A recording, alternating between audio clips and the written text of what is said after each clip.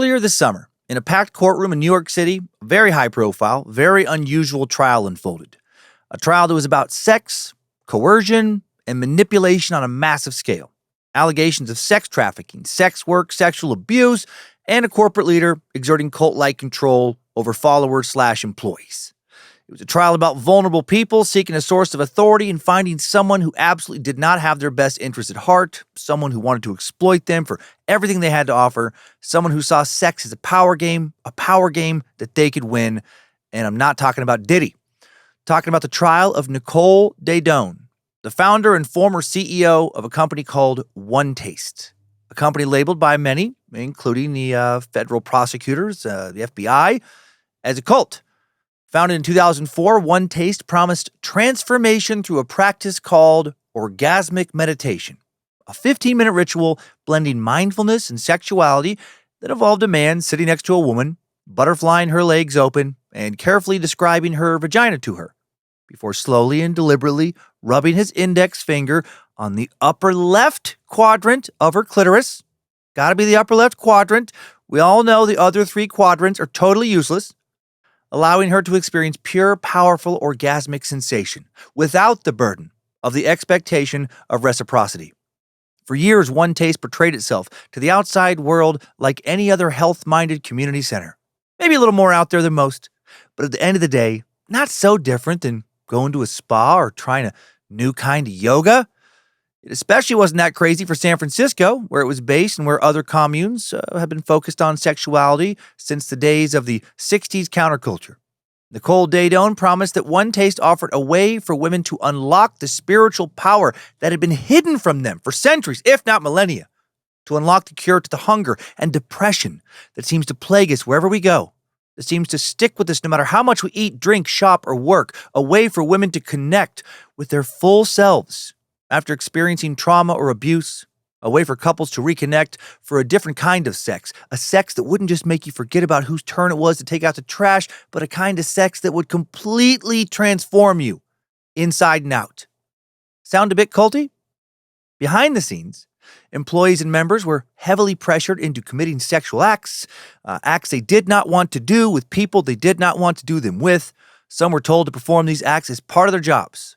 People were encouraged to cut ties with loved ones who did not support their OneTaste journey, to plunge themselves into massive debt, since money isn't real anyway, and to surrender their sexual boundaries. Now does it sound culty? Whenever cult accusations came OneTaste way, the group had a built-in defense for years. Were you somehow against women's sexuality and sexual liberation? Did you not want women to become the best versions of themselves? Do you hate it when women cum their lady asses off? You bigoted, chauvinistic pig! Or are you like so many patriarchal pricks who for so long have pretended that women aren't sexual beings because that is convenient for men, pig?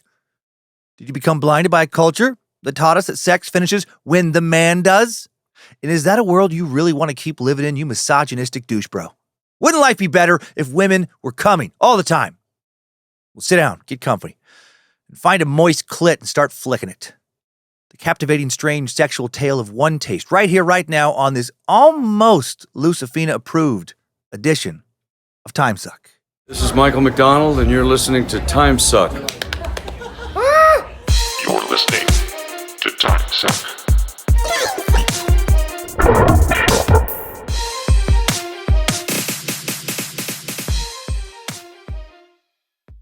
Happy Monday, and welcome back to the Cult of the Curious. I'm Dan Cummins, Suck Nasty, longtime Looney Tunes fan, currently uncertain clit wrangler, and you are listening to Timesuck.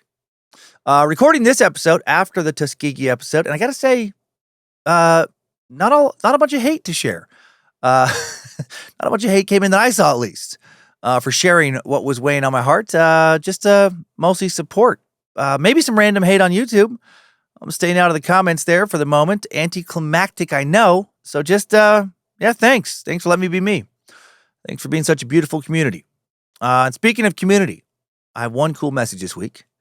We just crossed the $1 million lifetime charitable donation mark for Bad Magic. We have now donated with the help of our Space Lizards and Roberts and Annabelles over on Scared to Death $1,006,586, not counting the scholarship fund. In July, we donated $11,600 to Ignite Adaptive Sports, the only adaptive snow sport program located on Colorado's eastern slope. Ignite's mission is to provide snow sport opportunities to people with disabilities. They believe that everybody should be able to enjoy winter sports regardless of skill or ability level. And in 2009, they expanded to serve wounded active duty and military veterans through the United States Olympic and Paralympic Committee. To find out more, go to igniteadaptivesports.org. 20% of all Patreon support continues to go directly back out to charities like this one and to the Cummins Family Scholarship Fund. So thank you, thank you, thank you. And now, let us come. Orgasms have been at the center of many episodes of Timesuck before. They've just mostly been true crime episodes. So many serial killers have been obsessed with the tricky human puzzle of orgasm. Well, tricky for some. Like some who've struggled to orgasm without doing some combination of violence and degradation. What is big deal? We wrestle. It's better than me jerking shots, shamecock and corn, I promise. Right, Andre Chikatilo? Andrew's his brother. Andre Chikatilo had a real dark relationship with orgasms. And it's pretty obvious here. I'm talking about male orgasms in previous episodes. Today, talking mostly about the female orgasm. Still technically in a true crime context, just not one with any murder. Instead, we'll be doing it through examining a very interesting company/commune/cult known as OneTaste. Founded in 2004 by Nicole Daedone, OneTaste is a company still seems to be operating today despite its current legal troubles in some form. It aims to teach women how to unlock their inner power, how to start loving themselves, succeed in their lives, draw respect and attention from others. But to its critics, it's just teaching them how to spend a lot of their money, provide a lot of free or virtually free labor, allow people to be sexually exploited, so that the OneTaste people can just manipulate others, trying to learn something as basic as fingering your clit until you come. It's no longer operating in the manner I'll be describing today, so I'll probably mostly refer to it in the past tense. It's been forced to do a massive rebrand recently to stay alive in some form. Like Nexium before it, probably the most similar episode we have to this one. But unfortunately, the good God Amway, provider of quality and affordable homeware, will not be making an appearance. OneTaste was a group where members could spend a lot of money, some of the hundreds of thousands of dollars, to unlock the secrets of the human soul. Except unlike Nexium, which hid its more sexual aspects and sexual slavery in the shadowy interior of Keith Raniere's inner circle, OneTaste put it more front and center. It was a part of its public business model, the main part. At OneTaste meetings, you could walk in from off the street, and within minutes, you could be watching a volunteer, or even yourself, having their or your clitoris stimulated by a clothed man who was rubbing with a light touch in the upper left quadrant of the region known as the 1 o'clock position. Oh, fuck yeah, bro. Hell, Lucifina. And many participants did say that they felt the practice, OM or orgasmic meditation, changed them for the better. I mean, sure. Feels good to come, right? If I was lonely and depressed and frankly horny, some rub and tug massage parlor opened up down the street that didn't hide what it did, where some cheery, attractive masseuse was very open about, how wonderful and wholesome and healthy it would be just to fucking jerk me off. Someone who has perfected the hand job. And I got to go down there and listen to some relaxing spa music in a nice, pretty environment and, work on fucking relaxing, meditative breathing until I just came really, really hard as they just stroked me for 15 minutes. Yeah, I'd probably feel better too. Don't need a big philosophy behind all that. Adherents reported feeling more connected to their bodies, healed from past sexual trauma, and they felt more able to connect to sexual partners, and all around were happy to find themselves thanks to this fingering. Crazy how much human touch and a good cum can really turn your life around, right? In the mid-2010s, OM, again, aka Orgasmic Meditation, would earn a slew of acclaim from people like Khloe Kardashian, health gurus, seen as people on the cutting edge of the wellness space. But not all of the coverage will be glowing. Some articles reported concerning sales tactics or of people being told in sessions that if they felt uncomfortable, it was only because they weren't opening themselves up to the orgasm. A Bloomberg Businessweek article in 2019 would give more damning testimony, this time from inside the company, from those who had given their lives over to spreading the gospel of OM and OneTaste and found themselves deeply in debt, traumatized, sometimes even married to community members who they wouldn't have thought twice about seriously dating in the outside world. Now, as of July 2025, 2 women from the company's leadership, Nicole Daedone and her head of sales, Rachel Cherwitz, are in jail cells, waiting to be sentenced for federal forced labor charges. How is that where OneTaste ended up? How did something so good, an orgasm, go so wrong?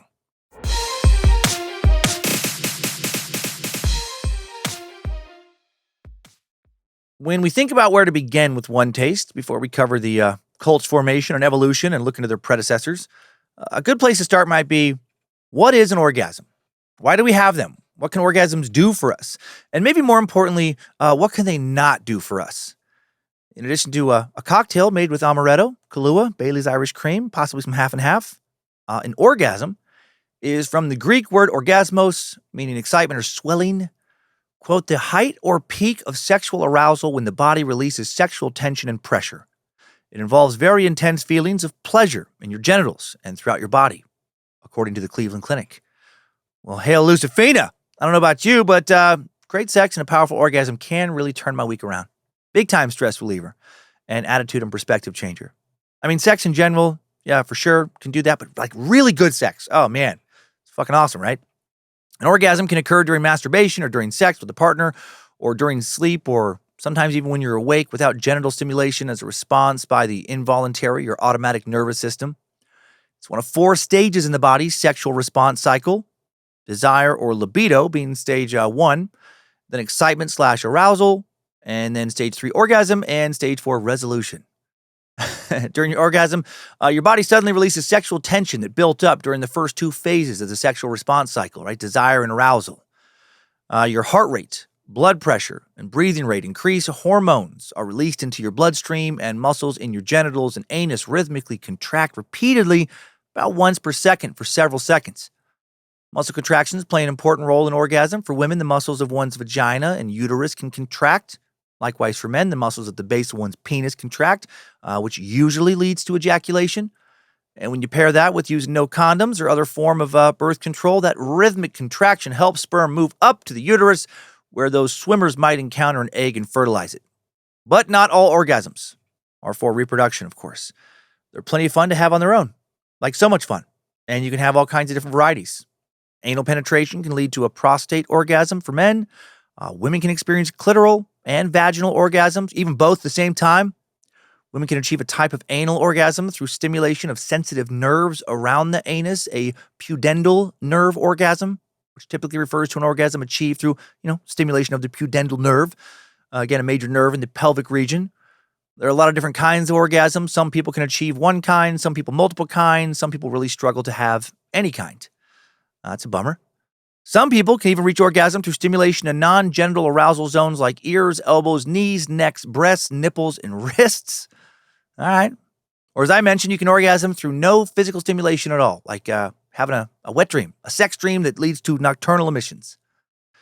With women, the most common way to achieve orgasm is by direct sexual stimulation of the clitoris, meaning consistent digital, oral, or other concentrated friction against the external parts of the clitoris. General stats indicate that 70 to 80% of women require direct clitoral stimulation to achieve orgasm. And clitoral orgasms are easier to achieve than vaginal orgasms because the glands of the clitoris, or just the clitoris as a whole, is thought to have more than 10,000 densely concentrated sensory nerve endings. I used to think it was more than 8,000. They've added a few thousand. So many nerves in one little fucking tugboat captain of an area. I wasn't able to find out how many nerve endings lie inside the vaginal canal, not counting the clitoris, right? Sounds like more study needs to be done, but the general consensus is that the concentration of nerves in the vaginal canal not nearly as dense as the clit. Studies indicate that around 94% of women can achieve orgasm through clitoral stimulation, while only 18% of women report being able to orgasm from vaginal intercourse alone. It's crazy. New research suggests that the penis might have about 10,000 nerve endings as well, but they're just not as concentrated, right? Not in such a small space. Unless you have a micropene. Unless you have a penis the size of a clitoris. So, fucking great news for micropenes. Yeah, it's tiny, but it's very, very, pleasurable to touch. Humans, not the only creatures that experience orgasm. Of course, the males of various species, almost but not all species, ejaculate as part of the reproductive process, but ejaculation is actually not synonymous, not always, with orgasm, and I did not know that until this episode. With human males, ejaculation and orgasm are two vastly different bodily functions that happen to occur usually around the same time. Ejaculation is the pulsing contraction of pelvic/penile muscles to expel semen. Ejaculations can include one or many muscular contractions that can last anywhere from a couple seconds to 30 seconds or more. Damn. Semen can barely dribble out or it can shoot several feet. Everyone's different, right? Every time you come is different. For some men, sometimes no semen will come out. You get a little dry ejaculation. The ejaculation process is controlled by a lower spinal cord nodule that acts as a miniature brain controlling sexual response. An orgasm is the euphoric feeling that occurs with the climax. Very often, an orgasm can contribute to muscle spasms, vocal sounds, unless the kids or in-laws or parents are in the next room, and other body movements. But these movements do not actually aid in the expulsion of semen. An orgasm is caused by sudden release of brain chemicals. These euphoric sensations can be described as big, small, genital-focused, whole body, can even seem to emanate from various areas of the body. There's a lot of variety. Orgasms can last anywhere from a few seconds to 15 to 20 seconds for some men. The average for most men is 5 to 10 seconds. I think one source actually said 30 seconds up to like 30 seconds. That's a big one. Most men think they experience these two events simultaneously, orgasm and ejaculation, but the truth is they occur near each other. But for some men, they feel an orgasm right before they ejaculate.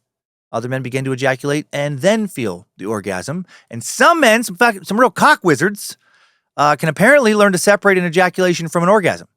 Some dudes can have multiple orgasms and not ejaculate until they choose. What the fuck? Some cum Jedis out there.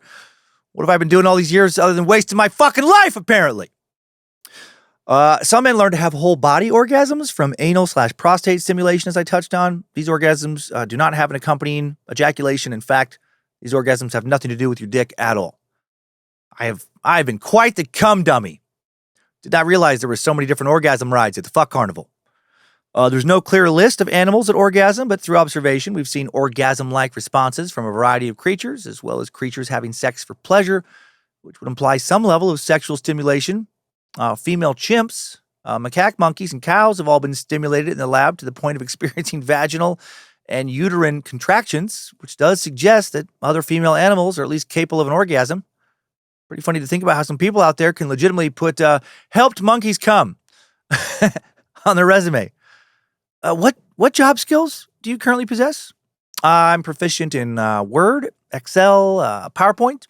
I have a lot of experience in data entry, data analysis. I can type 80 words per minute, and there is not a lady monkey on God's green earth whose thighs I cannot make quiver from a good old-fashioned pussy pop and cum. I'm sorry, what was that last part? Whether non-human animals regularly have orgasms during normal copulation is much less certain. Most animal sex, very brief and often, especially if you watch some nature documentaries, pretty violent. Because of the fact that male ejaculation, nearly always accompanied by the male orgasm, is the big finish that continues a genetic lineage, it's gotten a lot more attention than female orgasms, which have been seen as something of a mystery for most of human history. Without an ability to see what's going on the way we might see with the penis, and probably due in part to a good bit of faking going on throughout history as well, from the beginning of recorded human history to the present, it's been hard to get a lot of agreement on what the female orgasm is and how important it is or is not. So let's take a hard, pun kind of intended look at how our species has thought about the orgasm throughout history before we jump into the OneTaste timeline. For ancient societies, we have more evidence for how orgasm was treated when it comes to masturbation, not copulation, so let's begin with that. There are depictions of male and female masturbation in prehistoric rock paintings around the world, and most early people seem to have connected human sexuality with abundance in nature. Do an image search of ancient depictions of masturbation. Oh, you will find a lot of very interesting art. The man's orgasm seemed to be considered more important. There are by far more pictures of men masturbating than women. And a lot of the drawings, I hope they're not anatomically correct. If they are, a lot of ancient dudes were really burdened with giant cocks bigger than their legs, bigger than their torsos in some cases. Just can't imagine how much back pain they had to deal with, carrying around thick 3-4 foot long cocks. Must have made sleep a struggle as well. The ancient Sumerians had very relaxed attitudes about sex, believing that masturbation enhanced sexual potency, both for men and women, and they frequently engaged in it both alone and with their partners. Men would often use a special oil, probably mixed with pulverized iron ore, which was intended to enhance friction. Sounds pretty dicey. Right? Get too much iron ore in the mix, and I would imagine it would feel like jerking off with sandpaper. Masturbation was seen as an act of creation, at least for men. In Sumerian mythology, the god Enki was believed to have created the Tigris and Euphrates rivers by masturbating and then ejaculating into an empty riverbed. God, that was some cum. I've had some pretty good ones, but definitely never enough to get a river started or even like a little creek. Similarly, male masturbation was an even more important image in ancient Egypt. The god Autumn, believed to have created the entire universe by jerking off and coming. So, I guess when I've said in the past that we're all stardust, what I should have said was we're all Egyptian cum. This view would change with the ancient Greeks, who believed that masturbation was uncivilized, suitable for slaves, barbarians, and women. But not really because they thought female sexuality was evil or anything. That view will come later with Christianity. The Greek view of masturbation derived from Greek power dynamics when it came to sex, which is even reflected in the language. The most commonly used verb for masturbation is to soften. And for most Greeks, male sexuality was essentially about whether you were active or passive, hard or soft. Masturbating was seen as an act of passivity, right? Softening. Why would you want to soften your strong, hard cock by coming? Why would you want to transform from a hot, hard father daddy, simply dripping in olive oil, to a lukewarm, soft baby boy, dripping in shame cum? If you were jerking off all the time, it was because you were a fucking dumb ape. A low-status, undisciplined man who lacked true self-control. Also, a real man would only play an active role in bed as the penetrator. Hence, masturbating or even performing fellatio or cunnilingus was seen as somewhat emasculating. And because the sexual emphasis was on the passive/active role rather than the act of orgasm in itself, women were thought to enjoy the whole process of sex, not their own grand finale. So, who cares if they come or not?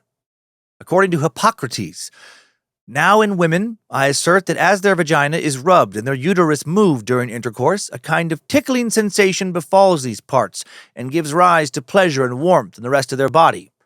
A woman feels pleasure once intercourse begins, for the whole time until the man ejaculates in her. If the woman is eager for intercourse, she ejaculates before the man, and from then on she no longer feels as much pleasure. But if she is not eager, her pleasure ends with the man's. According to Sophie Evans, who did the initial research on this topic, that description was actually shockingly accurate. Because orgasm was not as central to sexuality for the Greeks, the debate about male and female sexuality was more about who experiences more pleasure in sex, men or women. The Greek myth of Tiresias would point to this playfully.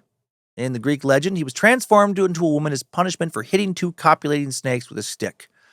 That's a weird crime and a weird punishment. And then after 7 years of living as a woman and even having children, he hit those same snakes again, and what do you know it? Got transformed back into a man. When notorious horn dog Zeus said that women enjoy doing the deed more than men do, and his constantly pissed off wife Hera replied that, nay, the deed is done more pleasurably by men, Tiresias settled the debate. Right? Makes sense. He'd had sex as both a man and as a woman multiple times. Women, he said, felt 10 times more pleasure than men. What the fuck? 10 times? How are you ladies not constantly dying from starvation and dehydration? Right? Refusing to stop masturbating long enough to eat a snack or drink water. Hera did not like that answer, and she struck him blind. But even though the emphasis was not on orgasm, most Greeks seemed to recognize that women could get there. Most explicitly, Achilles Titius spoke of how a woman can reach the, quote, peak of love, whereupon she is, quote, maddened with pleasure, opens her mouth wide as she kisses and goes crazy. That's a fun visual. There are a few things in life more fun than watching your partner come, right? The Roman poet Ovid said that his ideal sexual encounter leaves his partner, quote, in frenzy with eyes that confess defeat, languid and refusing to be embraced. In addition, he said that sex is best when both partners feel what delights them equally. Oh, fuck yeah, bro.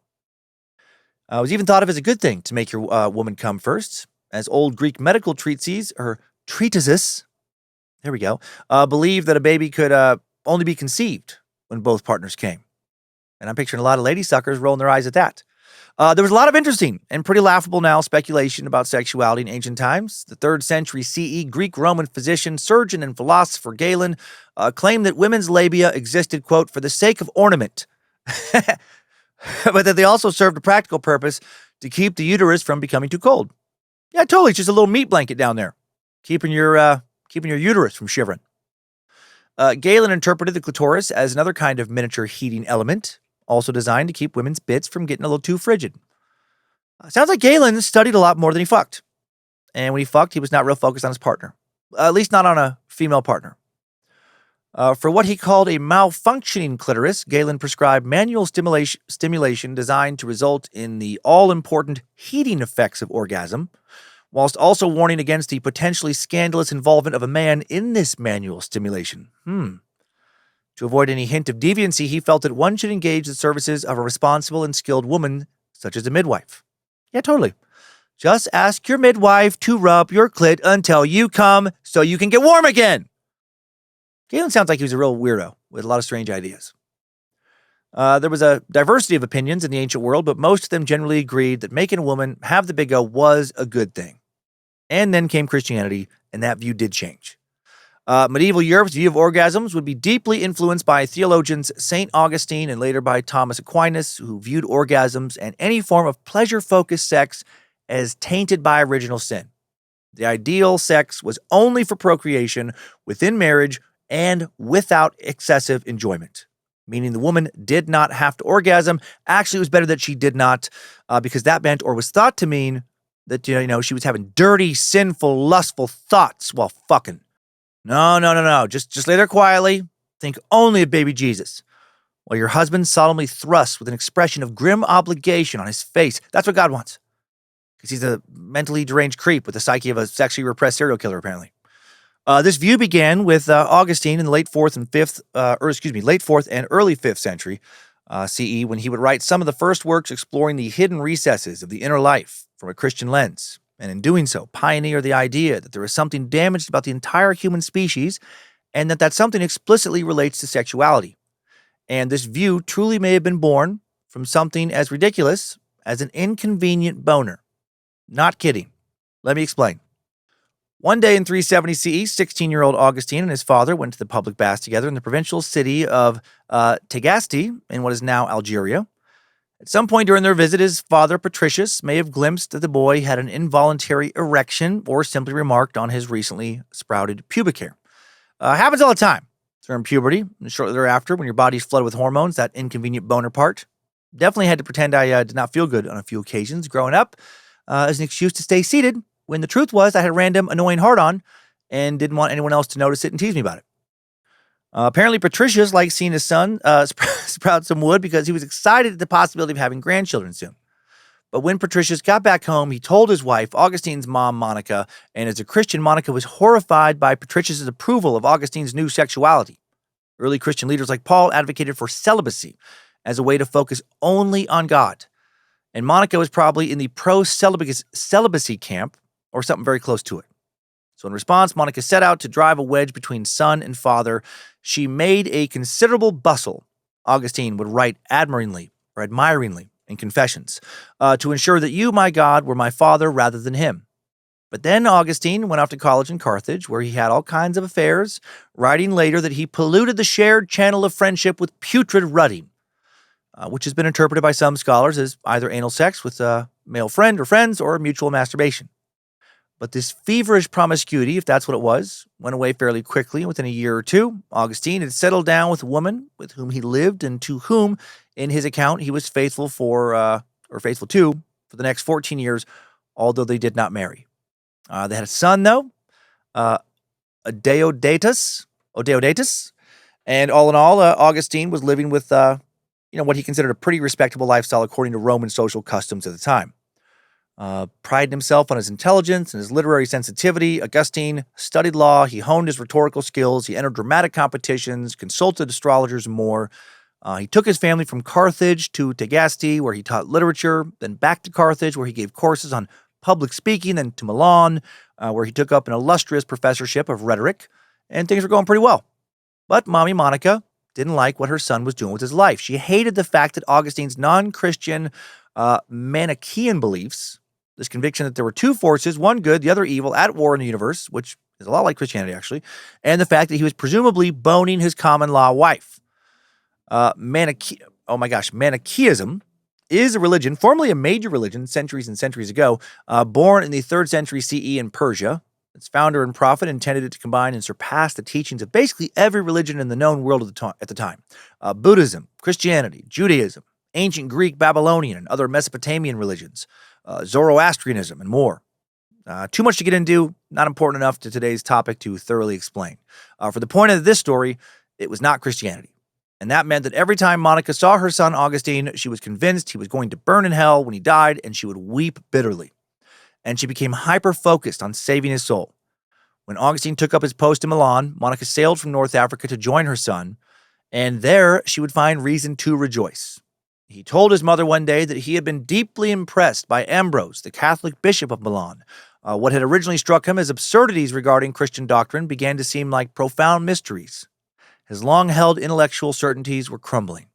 Monica used this opportunity to arrange a new marriage to a Christian girl for Augustine and to send away his common-law wife.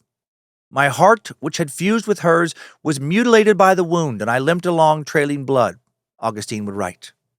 Yeah, but you still abandoned your wife, because mommy wanted you to. That's fucking wild. Without anyone to bone at the moment, the woman his mom found for him was a virgin girl, 2 years under marriageable age, and he quickly found another hookup. Before moving on, she was 10 years old. 10 years old. He was 31. That's right. This great holy man was supposed to wait to marry a 12-year-old when he turned 33. And his mom was the matchmaker. What the fucking fuck? Augustine would never marry this girl, though. He had an epiphany, a religious awakening. He converted to Christianity, broke off his engagement to Mary, resigned his professorship, vowed himself to perpetual chastity, and planned to return to Africa and found a monastic community.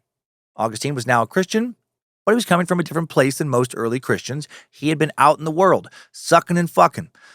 He knew what humans, wanted. They wanted to bone. He thought if they also wanted to glorify God, what was the big deal with that? Why were those two urges seemingly mutually exclusive?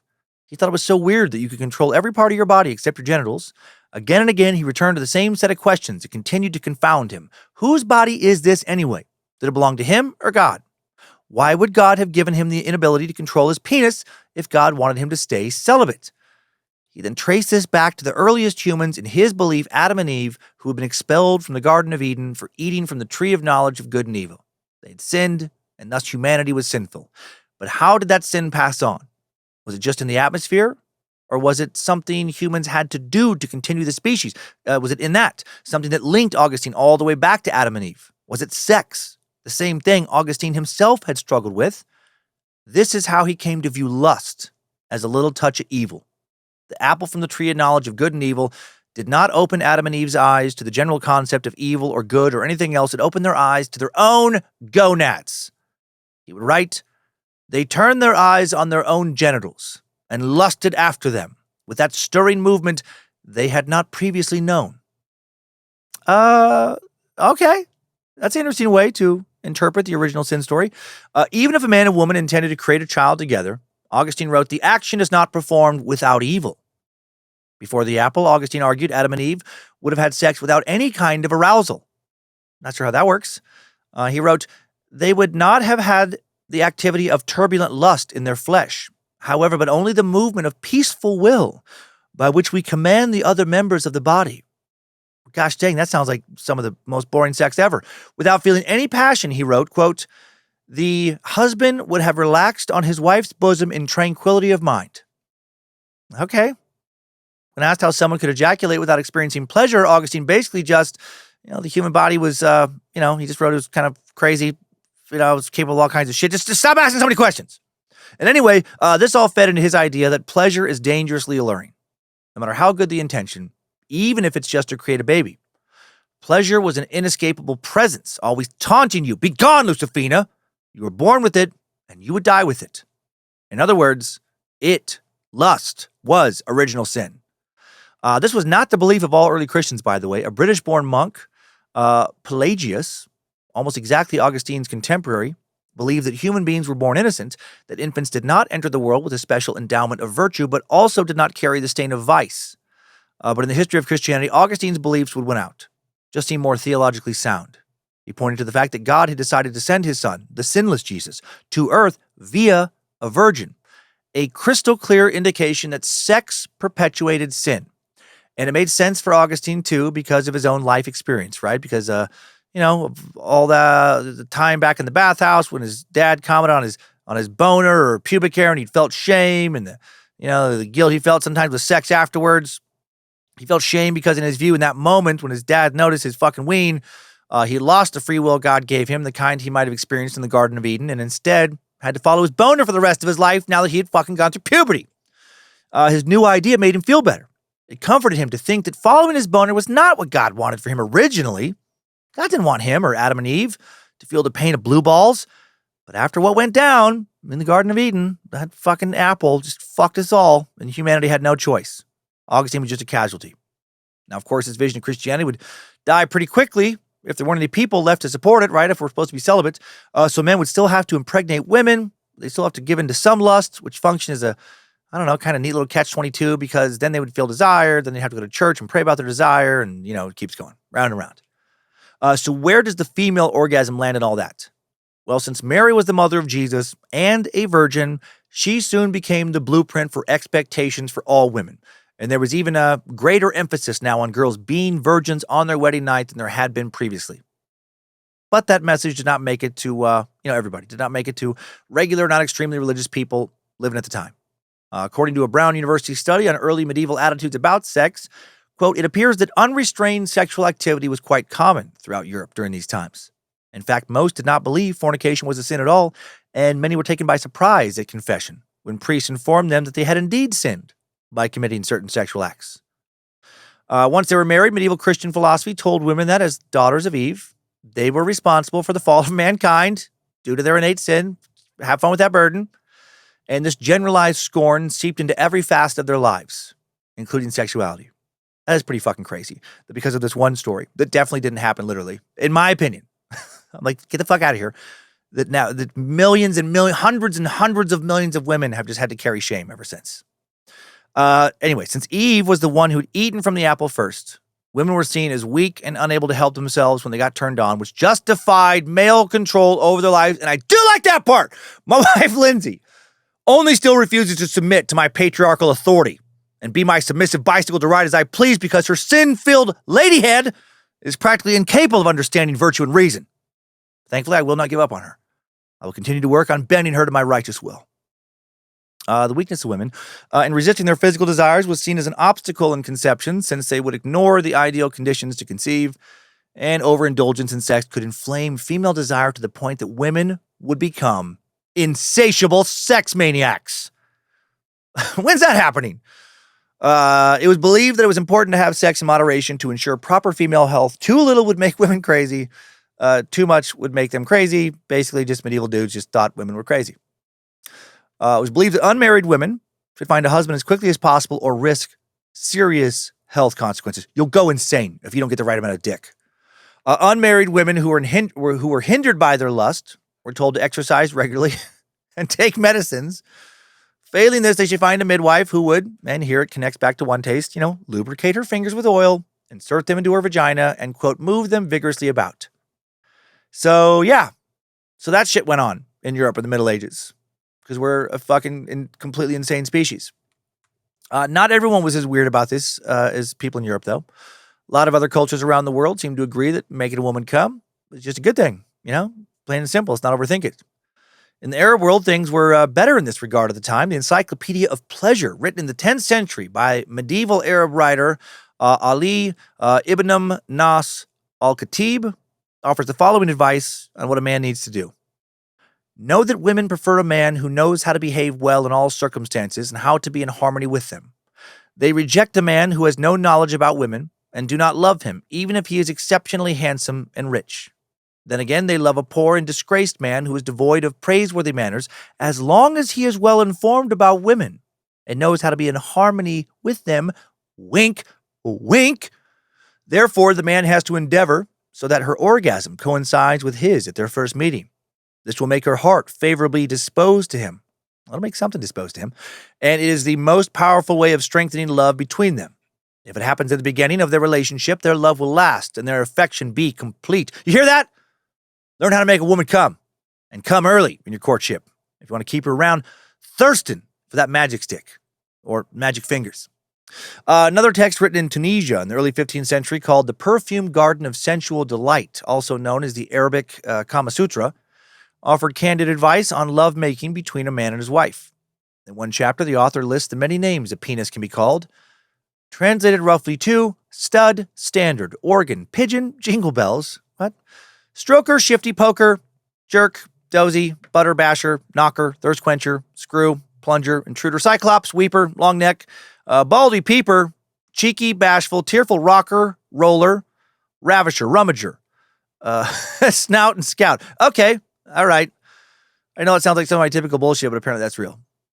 I've learned a lot this week. Other non-Christian sources also got in the sex advice game. Writing from southern France in the late 13th century, Rabbi Isaac ben Yedaya notes that the circumcised man should make sure that his wife never sleeps with an uncircumcised man. Otherwise, quote, she too will court the man who is uncircumcised in the flesh and lie against his breast with great passion, for he thrusts inside her a long time because of the foreskin, which is a barrier against ejaculation and intercourse. Thus she feels pleasure and reaches an orgasm first. When an uncircumcised man sleeps with her and then resolves to return to his home, she brazenly grasps him, holding onto his genitals, and says to him, come back, make love to me. This is because of the pleasure that she finds in intercourse with him, from the sinews of his testicles, sinews of iron, and from his ejaculation, that of a horse, Jesus Christ, which he shoots like an arrow into her womb. They are united without separating, and he makes love twice and 3 times in one night. Yet the appetite is not filled. Holy shit! Well, damn it, I'm circumcised. God, apparently Lindsay only slept with other circumcised sex clowns like myself previously. Otherwise, I would have never had a chance. She'd be coming her fucking brains out right now with some cock wizard. Well, I just sat around jerking my little sad boy wiener, a little shivering guy, forever stuck out in the cold because it had its hoodie cut off back when I was a newborn. I have to talk to my mom and dad about my dick. I have some complaints now. Anyway, not everyone in Europe was extremely repressed, even if the medieval church wanted them to be. Sex and thus orgasm was a big part of many people's lives. Of course it was. People loved to orgasm. Folk medicine texts and midwifery manuals like the 12th century's Trotula included guidance on enhancing sexual enjoyment for men and women, hail Josephina, and warming the womb through sex. This manual was actually influenced by Arabic science, making inroads in Europe at the time, and part of which was actually written by a female doctor, Trotta of Salerno, who studied at the Scuola Medica Salernitana, the first and most important medical school of the Middle Ages in Europe that had both male and female students. And by the 16th century, in the new age of scientific discovery in Europe, the dominant model for sexual reproduction was the two-seed theory, a theory that both men and women had to orgasm and contribute, quote, seed for conception, which had actually been an idea advocated centuries earlier by Hippocrates and Galen. So for a while, in certain less repressed circles, female orgasm was considered necessary for pregnancy. You're supposed to enjoy it. Doctors began to believe that uterine contractions during orgasm helped suck semen upward, which is actually still considered part of the evolutionary reason for female orgasm by some, though that belief is pretty questionable now and is losing support. Currently, it's thought by many that the female orgasm evolved to increase the probability of fertilization from males whose genes would improve offspring fitness. Basically, fit dudes better at making women come than not so fit dudes. And because orgasms feel good, women would more likely want to keep fucking the dude who had a good body, good muscles, could sexually satisfy her. And that is why mega chads get laid, so they can create more mega chads, and beta melvins can get lost and jerk off into a fucking dumpster, you losers. Anyway, later in Europe, with the rise of Enlightenment science and male-run anatomical studies, the idea of the female seed was discarded. By the 1600s, William Harvey proposed that only the male provided seed. The female simply hosted the process, kind of like an oven. A microscope discovered sperm in 1677. The compound microscope had been discovered in 1590, or invented rather. And that bolstered the idea that men were the primary contributors to life. Women were seen as just vessels. And since pleasure was no longer seen as helpful to reproduction, the female orgasm again becomes a matter of morality, just like Augustine had made it centuries before, and lady coming falls back down into a nasty old sin hole. A rise in witch hunts, amongst other things, targeted folk medicine that had championed understanding the female reproductive system, and the Protestant Reformation stripped marriage of its sacramental mystery and reframed it as a social contract, a God-ordained structure for procreation, fidelity, and order. Female orgasm was seen as unnecessary at best, indulgent or suspicious at worst, Centering pleasure at all in any way was now again thought to be hedonistic and demonic even. By the 18th and 19th centuries, the clitoris either disappeared from medical diagrams entirely or was described as undeveloped or dismissed. This coincided with the rise of the Victorian family model. The man is the provider who worked outside of the home, and the woman who only concerned herself with the domestic sphere, was a virgin on her wedding night, and did not experience sexual desire ever, not even with her husband. But as always in certain spheres, there were other lines of thought and evidence to suggest that some women definitely like sex a lot. In the 1920s, Stanford alumni and researcher Clelia Mosher interviewed women born around the time of the Civil War. It was a very little-known study of about 45 women that would not be unearthed until 1973. And one woman born in 1844, told Mosher that sex was, quote, a normal desire and rational use of it tends to keep people healthier. Another born around 1865 said of sex that the highest devotion is based upon it, a very beautiful thing, and I'm glad nature gave it to us. And I love this. Good reminder that when we talk about prevailing trends and behavior in any historical era, there's always exceptions, always outliers, and people who secretly resist it, right? Sometimes a lot of outliers. They might nod their heads, seemingly in agreement of some academic or scientific presentation or religious sermon or political speech, and then when they're at home, be like, what a load of horseshit. Let's fuck. Let's have some fun.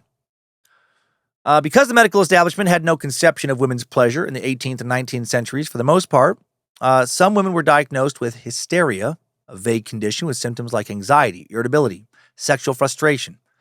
And allegedly, some Victorian doctors would diddle women until they orgasmed as a type of hysteria therapy. There's a lot of articles online that suggest they used vibrators to do this. It's pretty insane medical treatment. It's a weird doctor's appointment.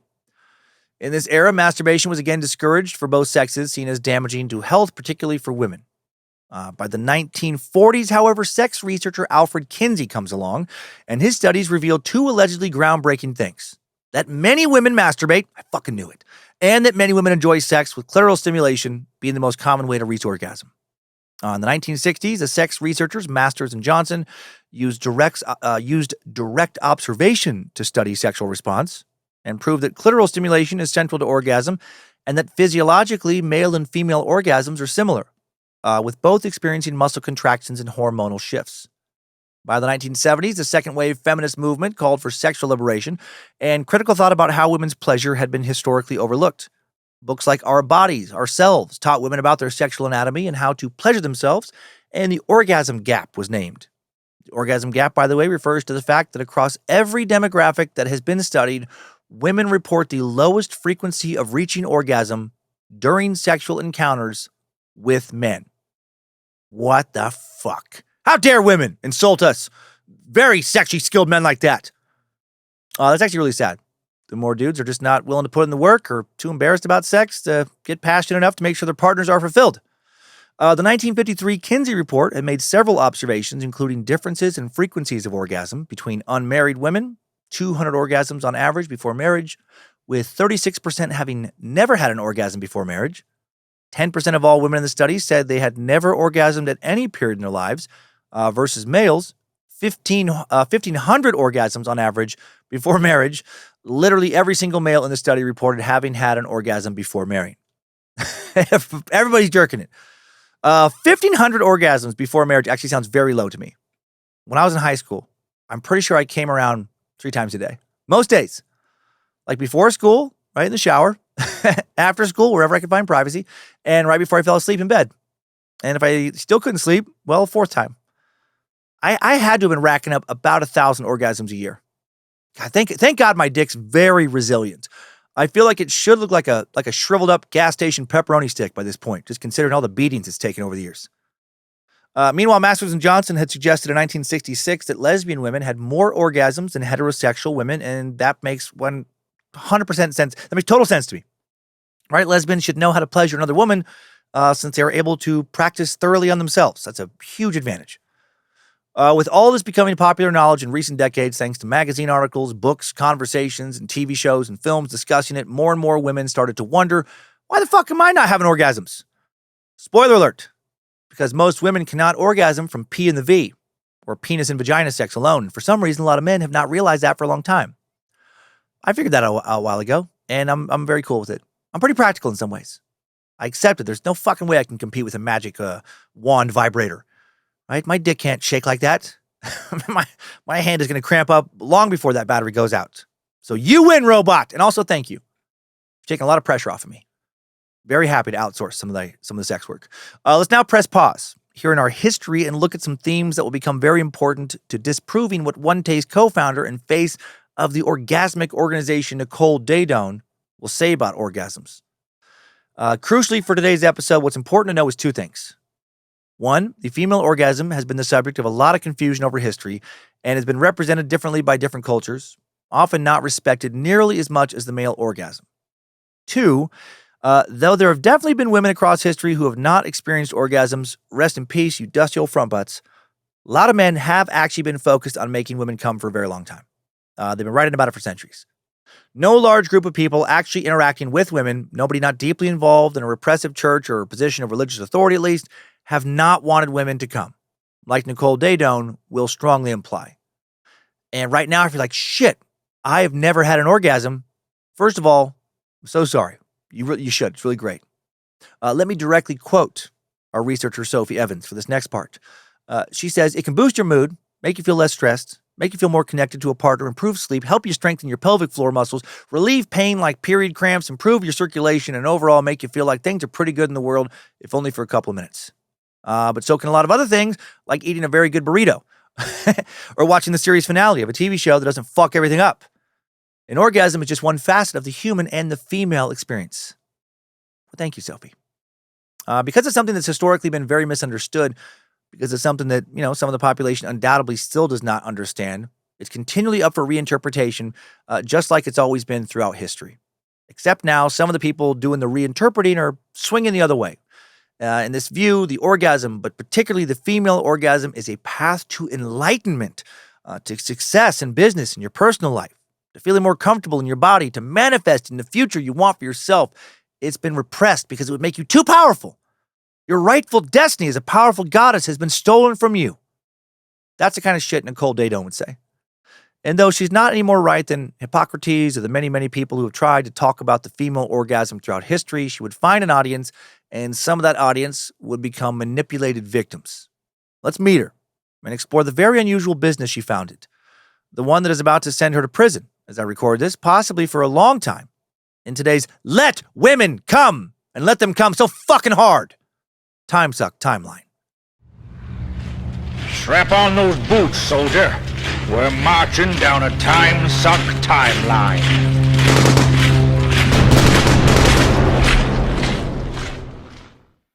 Nicole Daedone was born in 1967. She's currently 58, according to a few internet sources, but no sources that we could find will or do list her exact date of birth. Like with so many figures in the cult space, specifically exact details about a lot of areas of her life, especially early life, are very hard to come by. She grew up in Northern California in the town of Los Gatos with her mom, a single parent. Today, Los Gatos, a town of 33,529 people, according to the last census count, lies to the south of San Jose, but is still just barely within the Bay Area, technically. When Nicole was born, it was home to 22,613 people, up from about 9,000 in 1960.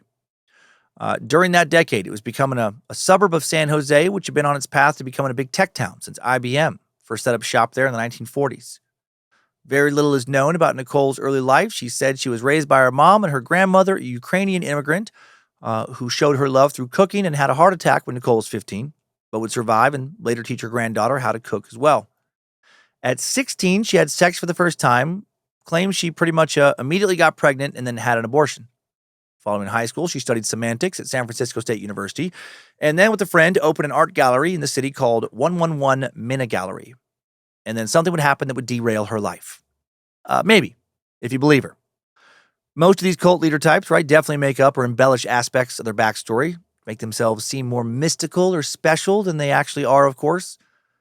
She said she was 27 when she learned that her estranged father was dying of cancer in prison, and that he was in prison because he had molested 2 young girls. Daedone has said that he never harmed her as a child, but that with his death, quote, everything in my reality just collapsed. Looking for meaning, Nicole started studying the Kabbalah and Buddhism. By her account, she was planning on becoming a bhikkhuni, a type of nun at a Zen Buddhist center in San Francisco, but then she met a man at a party. It's not clear who this man was, if he was R.J. Testerman, or if he would go on to introduce Nicole to R.J. Testerman. Regardless, that's who she would meet at some point, and he would be very influential to Nicole's way of thinking of future, because R.J. had founded a group called the Welcomed Consensus, a community made up, according to its later Facebook page, of, quote, researchers/instructors of deliberate orgasm, specializing in female orgasm, friendship, sensuality, and living pleasurably since 1992. And I gotta say, sounds pretty fucking hot. The group was largely modeled on another intentional community in Northern California called Lafayette Morehouse. Let's take a bit of a diversion to talk about them, since without Lafayette Morehouse, there would never have been a OneTaste. Exploring these guys takes us back to what else when it comes to cults in America? The counterculture of the 1960s. Right? During this era, we've been over it many times. The youth of America formed the bulk of a counterculture movement, essentially looking to flip norms and conventions and just about everything. Religion, politics, music, art, you name it. And before the movement fizzled out, hundreds of thousands, even up to 1 million young people took to living together in groups organized around political, religious, or environmental ideals, claims Tim Miller, a professor of religious studies at the University of Kansas, who authored a survey of the era's communes. Starting in 1965, there was an explosion of new communities. They wanted to live life differently, maybe less materialistically, maybe less monogamously, or by exploring different spiritual practices other than mainstream Judeo-Christianity. But while communitarian ideas were inspiring people to live together in collectivist ways, a parallel, more individualistic philosophy was also gaining ground. The so-called human potential movement, we've talked about that before, was based on the notion that people could tap into their unused abilities to attain self-actualization. In other words, the nascent self-help movement. The Bay Area became a hub for both of these ideologies. You had two main kinds of movements. On the one hand, people like Harvard professor Timothy Leary pushing for expanding consciousness, and on the other hand, people like the self-educated Werner Erhard promoting a program of intense seminars called EST, designed to bring about personal transformation. And soon someone would unite these two camps, Victor Barranco. Described in a 1971 Rolling Stone investigation as a former used car salesman and peddler of phony jewelry. Sounds like a smash-up dude. Barranco now sold a new philosophy, in which the goal, very broadly speaking, was to remove the self-created obstacles between you and what you want. Barranco's group made money by selling courses and renovating dilapidated houses he would purchase, houses they could live in as a commune while they worked on fixing it up. So he's basically getting free labor for house flipping, and he's making money on that. This Morehouse concept was so successful that at one point it had dozens of affiliates around the country. And Rolling Stone reported that people in Berkeley were calling the founder the Colonel Sanders of the commune scene. I don't think that's a compliment. To many, he looked less like a guru and more like a grifter. He'd get driven around by a chauffeur. And by the way, that was not a knock against Colonel Sanders. I just think of what they meant by it. I know we've covered him, and he did some really cool shit. Anyway, he would get driven around by a chauffeur while people clamored around him to hear him talk. But the more people pointed out that he was a grifter, the more his acolytes essentially said, yeah, we know. He put everything up front, said one member. The introductory course to Morehouse is called the Mark Group, where you are the mark. So there was no denying that he had put together a hustle. But you were volunteering, entering into the hustle, and participating in it. Those that I know, they had a good experience there. And if they didn't feel like they were getting value, they would have left. The primary point of view at the Morehouse community was to get whatever you want, whenever you wanted it, and that, of course, included sex. Sounds pretty rapey when you lay it out like that. But they build this philosophy as responsible hedonism. People often think that living pleasurably means that you don't care about anybody else. Our experience has proven that if you're going to have a pleasurable life, then you have to see that others around you live pleasurably too. Its website read as recently as 2022. Its emphasis on sex was a direct result of the countercultural atmosphere in which it was born. But in that context, it also served a very practical purpose, a way for people in the 30s like Barranco at the time to get in on the free love movement that was primarily taking place amongst teenagers and those in their 20s. Particular attention in Barranco's group was paid to the part the clitoris plays in female orgasm. And you know what? Not a bad angle. I mean, if you're competing in a sense with a bunch of other counterculture sex communes and you're a little bit older, you got to work, I guess, the angle of, yeah, you could live in some other free love fuck compound, but are those young rookies really going to make you come like we can? We're specialists. We're veterans. We're cock wizards. Cum Jedis. Clit ninjas. Barranco devised a technique called deliberate orgasm, or DOing, in which a woman would undress only from the waist down and a man would stroke her clitoris in a very deliberate way until she came. In exchange, the strokee, aka the woman, would give the stroker, the dude, a token or a small gift. That's very funny to me. I picture some dude giving some lady a very powerful orgasm. Just like a fucking life-changing orgasm. And she gives him like a, $500 gift card to some place he loves. And then another time he barely gets her off and she gives him a Tootsie Pop. One notorious Morehouse event was a public demonstration in 1976 of what the group claimed was a woman named Diana having a 3-hour orgasm. And that sounds kind of awful, actually, for both people involved. 3 hours? Wouldn't her clit be insanely tender and sensitive after that? Wouldn't his hand and forearm be like cramped up, sore after all that stroking? Maybe it's a team effort. And Diana and her fucking clit of steel had a team of strokers, working on her. Like a tag team wrestler. Tagging in, tagging out, drink some water, have some massage, and get back in there. A year later, Bronco took advantage of California's loose post-secondary education standards at the time to turn the Lafayette commune into Moore University, which offered PhDs in the humanities and sensuality, and conducted what the organization said was sexual research. And that commune was named Lafayette due to being located in Lafayette, California, which is another Bay Area town, one located 10 miles east of Berkeley. In 1992, the San Francisco Chronicle reported that courses at Moore University, they were around very recently in this form, cost as much as $16,800.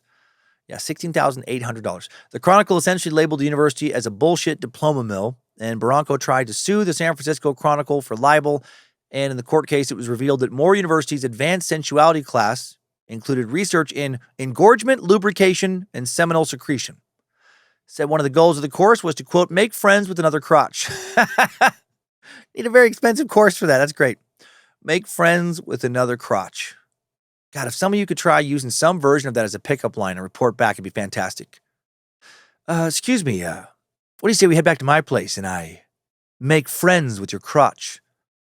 From the 1970s into the early 1990s, Lafayette Morehouse and Moore University engaged in an ongoing battle with the county and neighbors over zoning issues and code violations, including allowing unhoused people to live on the property in tents. The university was then forced to shut down in 1997 when a new higher education certification law was passed. Barranco died in Hawaii in 2002. Since then, Lafayette Morehouse has been run by his widow, Cynthia Barranco, and has mostly been free of controversy. And in theory, they're still making friends with crotches and keeping their female members' clits lubed up and satisfied. So you can join them, I guess, if you want. You can still buy Lafayette Morehouse courses online. It says to contact a registrar to find a group near you on the website. Yeah, just go to LafayetteMorehouse.com if you want to get grifted. Or whatever they're offering. Over the years, former students of Bronco have branched out and set up their own practices and groups. Right, that's how it always works, right? Among them, the Welcome Consensus. They taught a philosophy of communal living, relationships, and communication. Ken Blackman, one of Welcome Consensus members, would later say. Ken, who would later be involved in One Touch, added, the idea that both of us are going to put our attention on the woman's body, that it can be a complete experience, and there's nothing that she owes me in return. These were highly innovative ideas. If you took this commune concept to its stated end, members of the community would not just make each other come, or at least make the women come, they would also support each other financially, pooling their resources. But that's not, as is almost the case with these types of groups, what really happened. In 2000, a man named Nicole Daedone would sue the group for more than $136,000 in cash and stock options. And in doing so, he would claim that the group illegally engaged in sex acts with clients during sessions, some of which cost thousands of dollars. In other words, this was good old-fashioned sex work, just dressed up to look like a meditation retreat. For their part, an attorney for the Welcome Consensus denied that the group had sex with its students. Instead, students would attend labs where they would pay tuition to learn about their sexuality, sometimes in a very hands-on way. For just $450, a student, in tuition, a student could take adventures in sensuality, described as an advanced sensuality laboratory designed for partners. So a living room where you would fuck. Something like that. For $19,000, a student could take the 2-week full-time confirmation intensive course. $19,000 for a 2-week course. Okay. As this website would explain, the student will be residing with instructors of the Welcome Consensus who will be directing them towards their sensual goals using various scheduling techniques. So 19 grand to get some clit ninja to diddle you into new dizzying heights, perhaps. If this didn't already look like a thinly disguised form of prostitution, consider another option, private hours.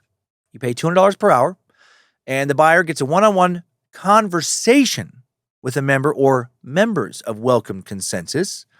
Conversation where a few fingers maybe sneak into a puss, perhaps. The most expensive course, called the Validation Program, costs $310,000. No specifics about that were listed on the website. You better end up feeling validated as shit for $310 grand. That's ridiculous. I'm in favor of legalizing sex work for a variety of reasons, but in part so no one needs to play these fucking weird games.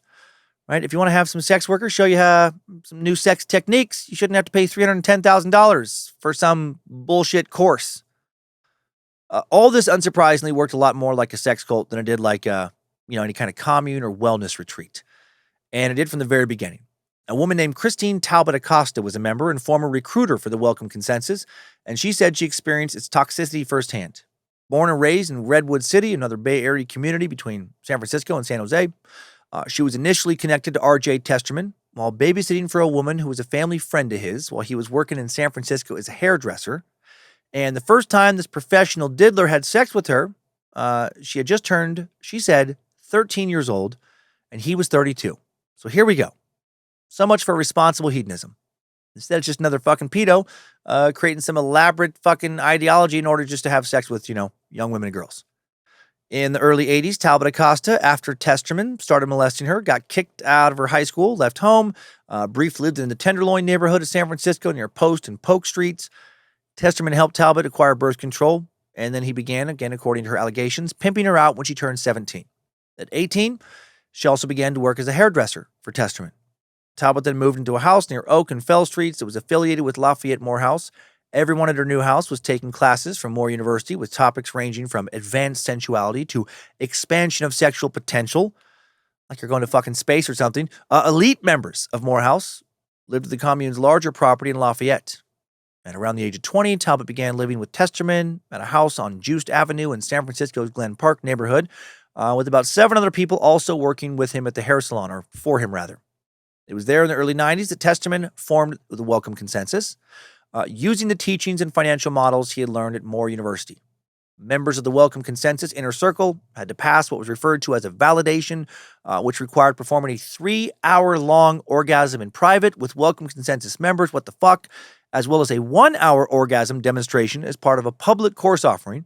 Women in the house would take turns performing DOing at workshops. So you got to come for 3 hours in private, then you got to come in front of strangers for an hour, and now you're validated, if you're a woman. Got it.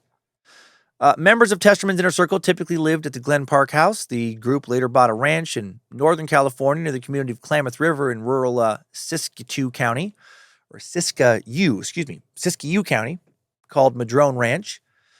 Typical Welcome Consensus lessons involved a group of men and women gathering in a room, and men would practice stroking the clitoris of an assigned female partner. So much time spent perfecting the perfect stroke. I stroke it to the east, and I stroke it to the west, and I stroke it to the woman that I love the best.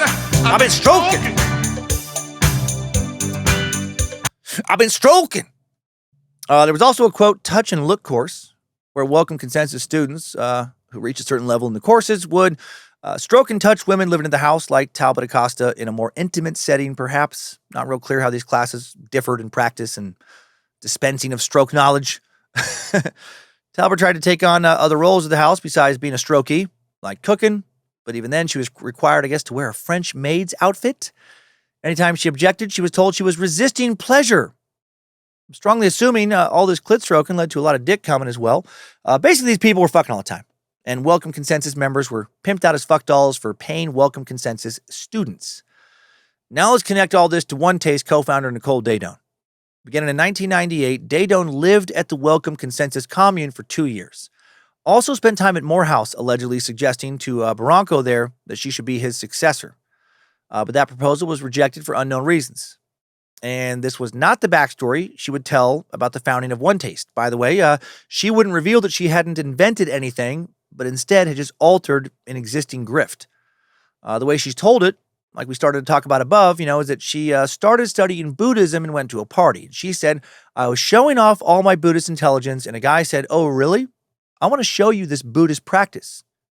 That technique involved taking off her pants, what he wanted to show her, and letting him stroke her pussy for 15 minutes. This is what she's saying. She's saying some guy's like, I want to show you this Buddhist practice. And she's like, okay. And then that led directly to her taking off her pants and him stroking her clit for 15 minutes. Feels like she got tricked, right? If that was true. Like at the end of 15 minutes, she'd be like, what did that have to do with Buddhism? And he'd be like, nothing. I just wanted to touch your pussy. Gotcha. She would say, I can't believe I said yes. Something deeper, I think, pulled me. This practice was so mind-altering. It shifted me. Even though she's lying about this encounter, a part of me is curious about it. How good is their fingering technique? Could I learn it, master it? Maybe suddenly Lindsay can't co-host Scared to Death, with me 1 week. I have to share with fans. Sorry, Lindsay's going to be back next week. She's in a 3-hour orgasm-induced coma right now. A month later, this diddle ninja called Daedone, and according to her story, which no one believes, and asked whether she was interested in watching an OM or orgasmic meditation demonstration with a woman deeply experienced in the so-called art. She hesitated, unsure about watching another woman orgasm, but she went in the end. Her horny, throbbing clit was like, go, Nicole. Learn how to touch me like the master touched me.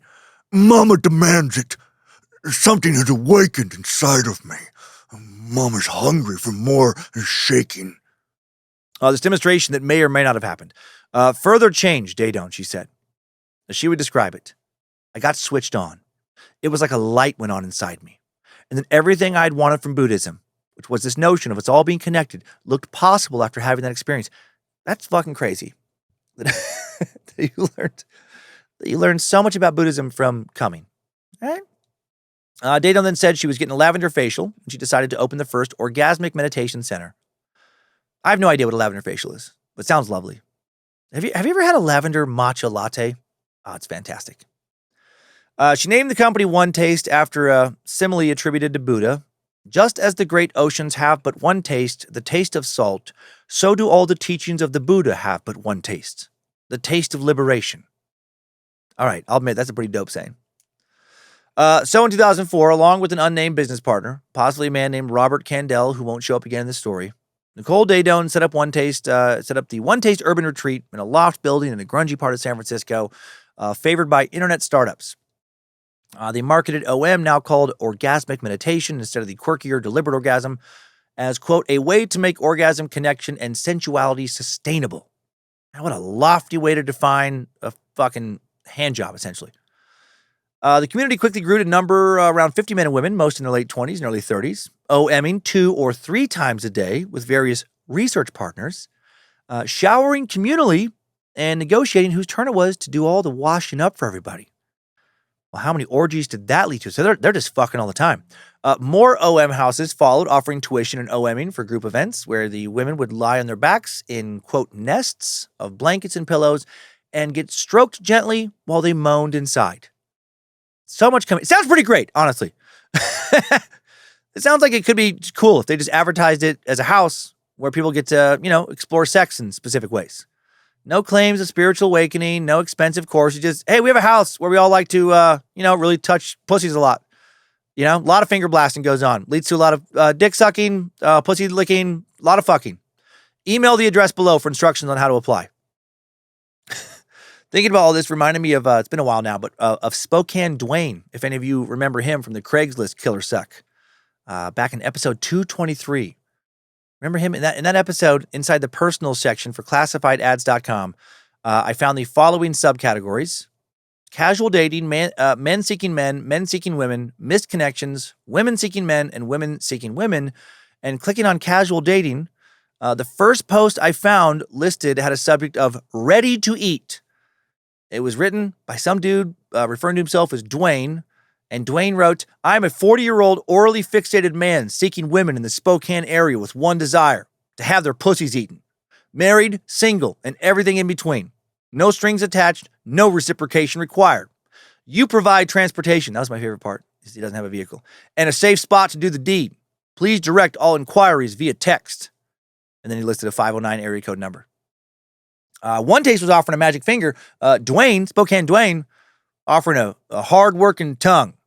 a little low on money, but got plenty of tongue.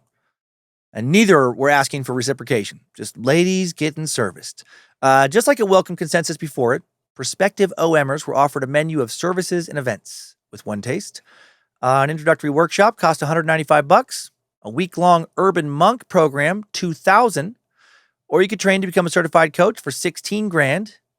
There were how-to DVDs, one-stroke lubricant, OM pillow sets to build nests. You could buy all that. Men stroked women. Sometimes women stroked women. Nobody stroked men. Not at that time. And everybody paid. Strongly assuming men stroked themselves, actually, in the bathroom or some other private place shortly after they stroked the women. You can only imagine what those bathrooms would look like under an ultraviolet blacklight.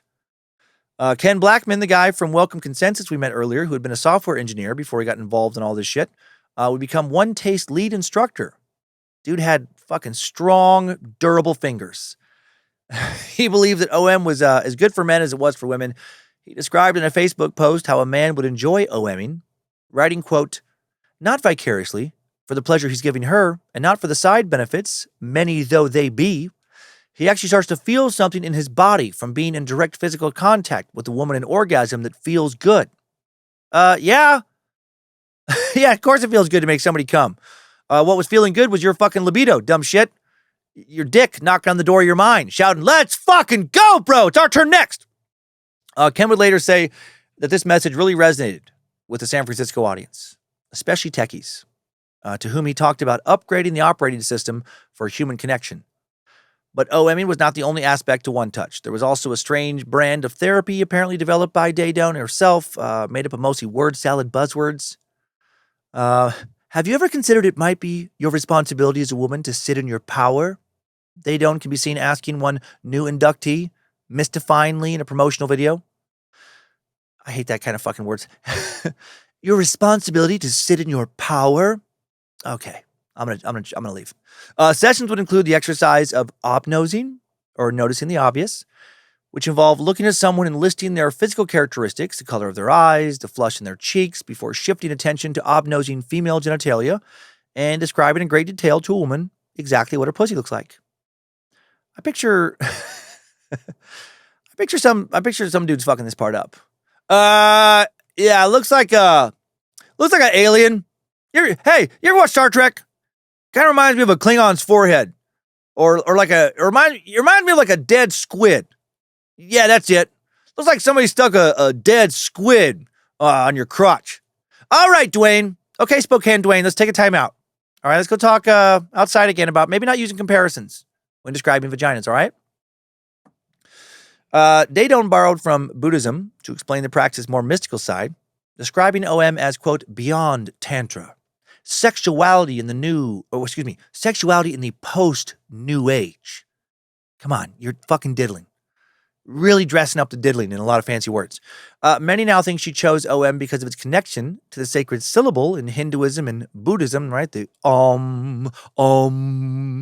it's considered the primordial sound, the first breath of creation, and the vibration that ensures existence, amongst other things. Daedone would say the connection went further. Tibetan Buddhists, Daedone claimed, incorrectly use orgasm as a metaphor for enlightenment because it's the only time the filters are removed. Many members of the media, ever ready for a good story, something new and, quirky, well, they like the byline. Work your way into nirvana with orgasmic meditation, read one contemporary magazine headline. For her part, Daedone was careful not to tread into the sex cult territory that her, previous institutions had occupied, the ones that, influenced her, at least on the outside. In promotional materials and interviews, she would talk about sensation and connection rather than, use the word sex. For instance, in Daedone's version of OM, rather than Morehouses or WCs, right, the Welcome Consensus, there was always a timer and men wore gloves and used lubricant. All on the up and up. Very clinical fingering, right? Classy, professional finger blasting. I doubt Spokane Dwayne uses gloves or even mouthwash. Indeed, it wasn't advertised as a sexual experience taking place between two people at all. Instead, it fell under the nebulous category of wellness. And to Ken and others' credit, it does seem like many members wanted this to not be a toxic space, at least not in the beginning. Ken would say, early on, we had strict safeguards in place so that both people understood this was going to be a complete experience. And if you want to continue with something beyond that, you end the OM, you get dressed, you leave the room. There's no sneaking in anything else.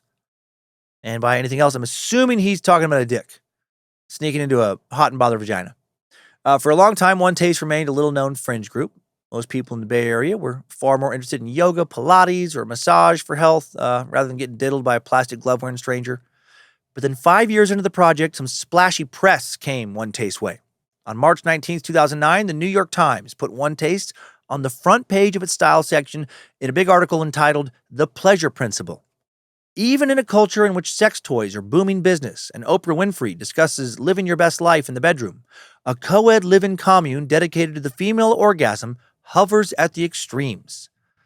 This article described how Nicole Daedone saw herself as leading what she was now calling the slow sex movement, one that placed a near-exclusive emphasis on women's pleasure, in which love, romance, and even flirtation are not required.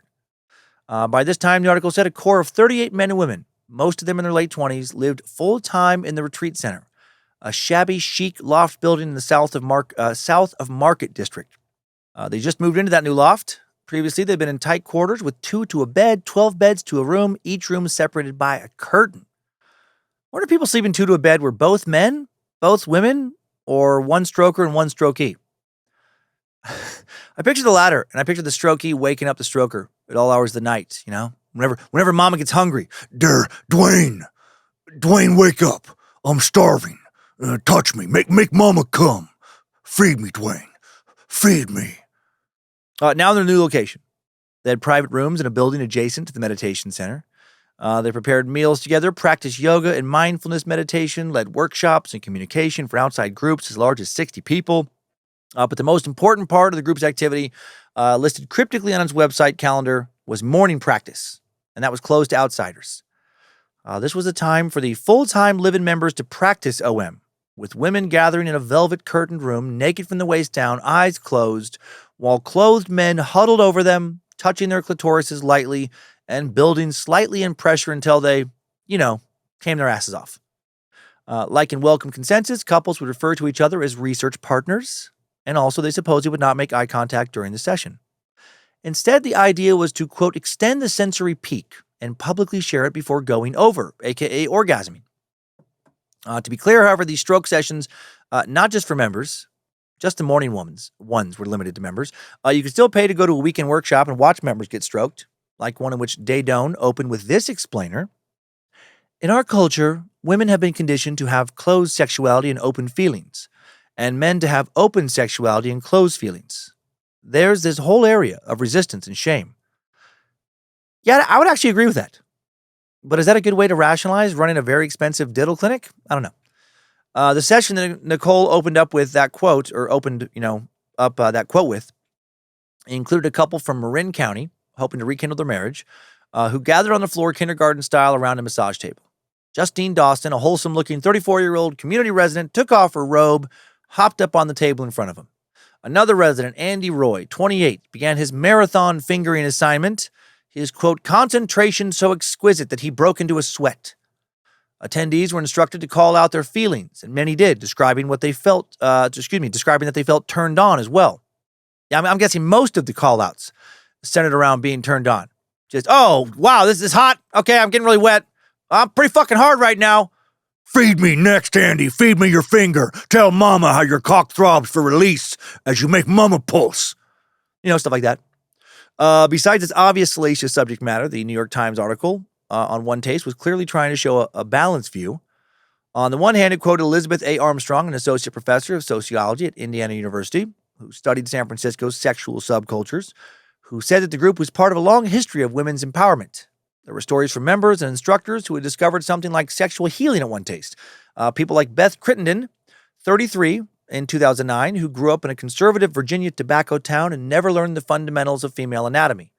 She stumbled onto the center's Folsom Street building with its comfy overstuffed sofas and enrolled in a women's self-pleasure course because her relationships with men, as she put it, kept running into a cement wall. She resisted offers to pursue further courses for a fee, deleting the center's incessant email messages. But on the cusp of her 29th birthday, she tentatively returned. She said, I was scared to open up my life that much, but I was more scared not to. She soon became an instructor, just like another woman, Rachel Cherwitz, a 28-year-old who had already tried moving to Israel and living an Orthodox Jewish lifestyle before she found OneTaste. Discovering OneTaste, she said, improved her self-image and gave her deep physical access to the woman I am and the woman I want to be. Rachel wouldn't stay at the San Francisco commune. Instead, she would offer private sensuality coaching at a satellite outpost operated by OneTaste on Grand Street in New York City. Many of her clients there, interestingly, were married Orthodox Jewish couples from Brooklyn. And there were clearly some success stories, or something that looked like success if you squinted. On the one hand, the article included quotes from people who claimed that Nicole Daedone was less of an empowerment guru and more of a cult leader. There was always a pushing of people's boundaries, said Judy Silber, who lived at OneTaste for 3.5 years and left in the fall of 2008. We all knew it was a hardcore place, and we came to play hard. Ilana Auerbach, an original resident who left the group with Bill Press, who she later married, said Nicole had the unique ability to become exactly the person an individual yearns for, and to become the kind of person followers yearn to emulate. They take on Nicole, exude Nicoleness. You stop trusting yourself and start trusting Nicole, she said.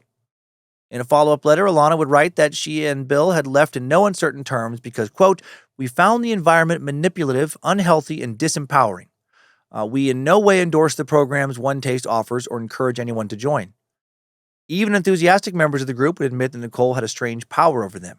Nicole grokks people, said Marcy Boyd, 57, the group's oldest resident, borrowing a phrase from Robert A. Heinlein's Stranger in a Strange Land that connotes understanding someone so totally that the observer becomes one with the observed. Perhaps to thwart some of the criticism, shortly before the article was published, Nicole moved out of the communal living situation. But for the group, this was still mostly good press, and mostly good press was good enough to draw in investors. That year, at a 2009 event in Stinson Beach, California, Nicole Daedone, disrobed, lay nude on a table from the waist down in front of an audience that included potential investors and loudly orgasmed for an hour while a gloved man stroked her clit. And then her right-hand employee, Rachel Cherwitz, encouraged viewers to touch Daedone's inner thighs and feel her energy during this performance. As she did, Cherwitz read a first-person telling of Daedone's life story aloud to the group. This is quite the performance art piece here, saying shit like, I arrived on this planet with a good deal of potential, and by my 10th birthday, I had learned that both my mind and my body were special enough to get me whatever I wanted. Anyone else thinking about how they would feel watching this performance? I mean, I think I would want it. This is so strange, but also, wouldn't it be wildly captivating? Again, like just some kind of sexual performance art. She described that Nicole had suffered abuse, attempted murder within her family. What? Chalked up the violence to her lawless Sicilian roots, leading her to begin sex work at 16. That's a part of her story she didn't always tell. This is all clearly a grift, right? Points for creativity, but a grift. In 2011, Nicole Daedone releases Slow Sex, The Art and Craft of Female Orgasm, a book published by Grand Central Life and Style.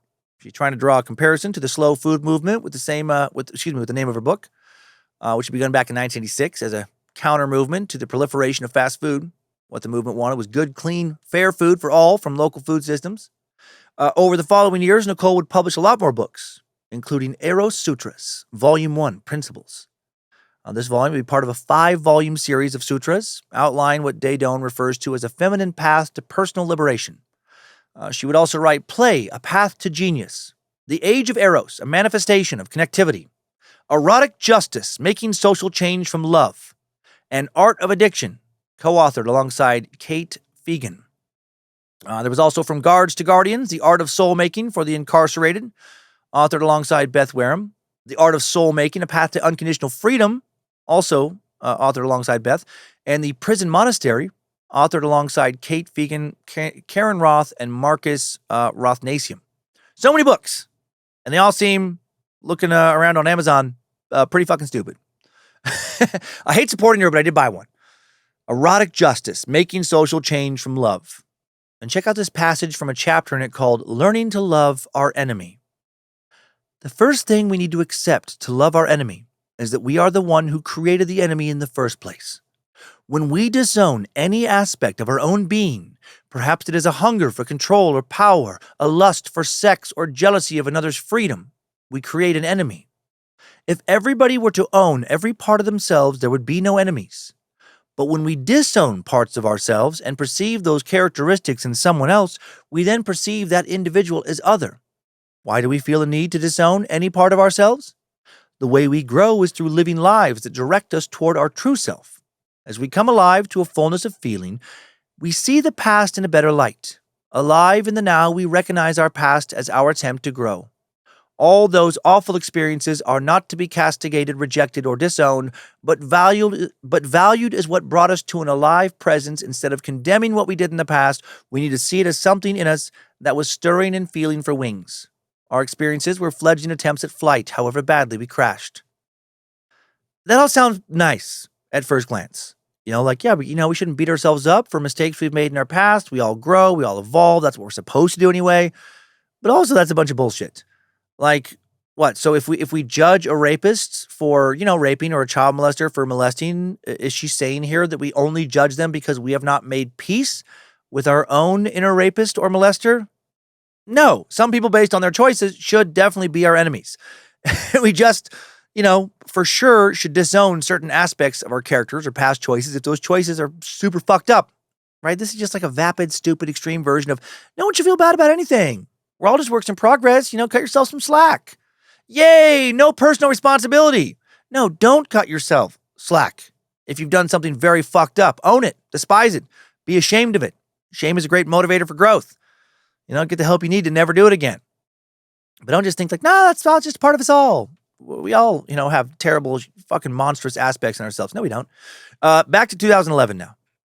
Based on her new so-called expertise, Nicole Daedone gave a TEDx talk in San Francisco titled Orgasm, the Cure for Hunger in the Western Woman, in which she spoke of her plans to build an empire based on the female orgasm. Now a tall, self-assured, very fit, very attractive woman in her early 40s with a super happy, fulfilled clit, I'm guessing, dressed in a black silk pantsuit, auburn hair falling down to her shoulders. Daedone did not, of course, put it quite like that. She began with the story of founding OneTaste, but said it was not a big success right off the bat. She said, we had lectures, we had courses, we had what every orgasm study needs. We had a residence. It was insane by pretty much anyone's standards, and we had the lack of clientele to prove it. My business partner has journal entries that say things like, 2 people showed up to the business this week. The first was the postman, the second was a wrong address. Crickets. So I began to question whether or not this brilliant life-altering notion that I had was actually right, and I began to give up, until all of a sudden, in some odd storm, the New York Times discovered us. And when that happened, people began to flood into our doors, person after person after person, and fundamentally each person was saying the same thing. They were saying some version of, I'm hungry. There's this gnawing sense of hunger that I can't quite reach. I don't know how to touch it. Feed me, rub me until I explode. Flick me, tease me, push my button. I'm starving. Mama's so hungry. Thank you, Clip Monster. Her answer, of course, was orgasm. Or she would put it, nothing spiritual, not BDSM, but a good, clean, everyday orgasm. Yeah, totally. As opposed to all those bad, dirty, back alley orgasms most people have. In the course of the talk, Daedone stood in front of 2 glowing vulva-shaped lights and gave her own story. Her bullshit one. How she'd met that man at a party who wanted to show her his so-called Buddhist spiritual practice. She spoke of how he invited her to lie down on clothes, then shone a light of some sort on her vagina, then proceeded to describe her colors in some detail. Your outer labia are coral.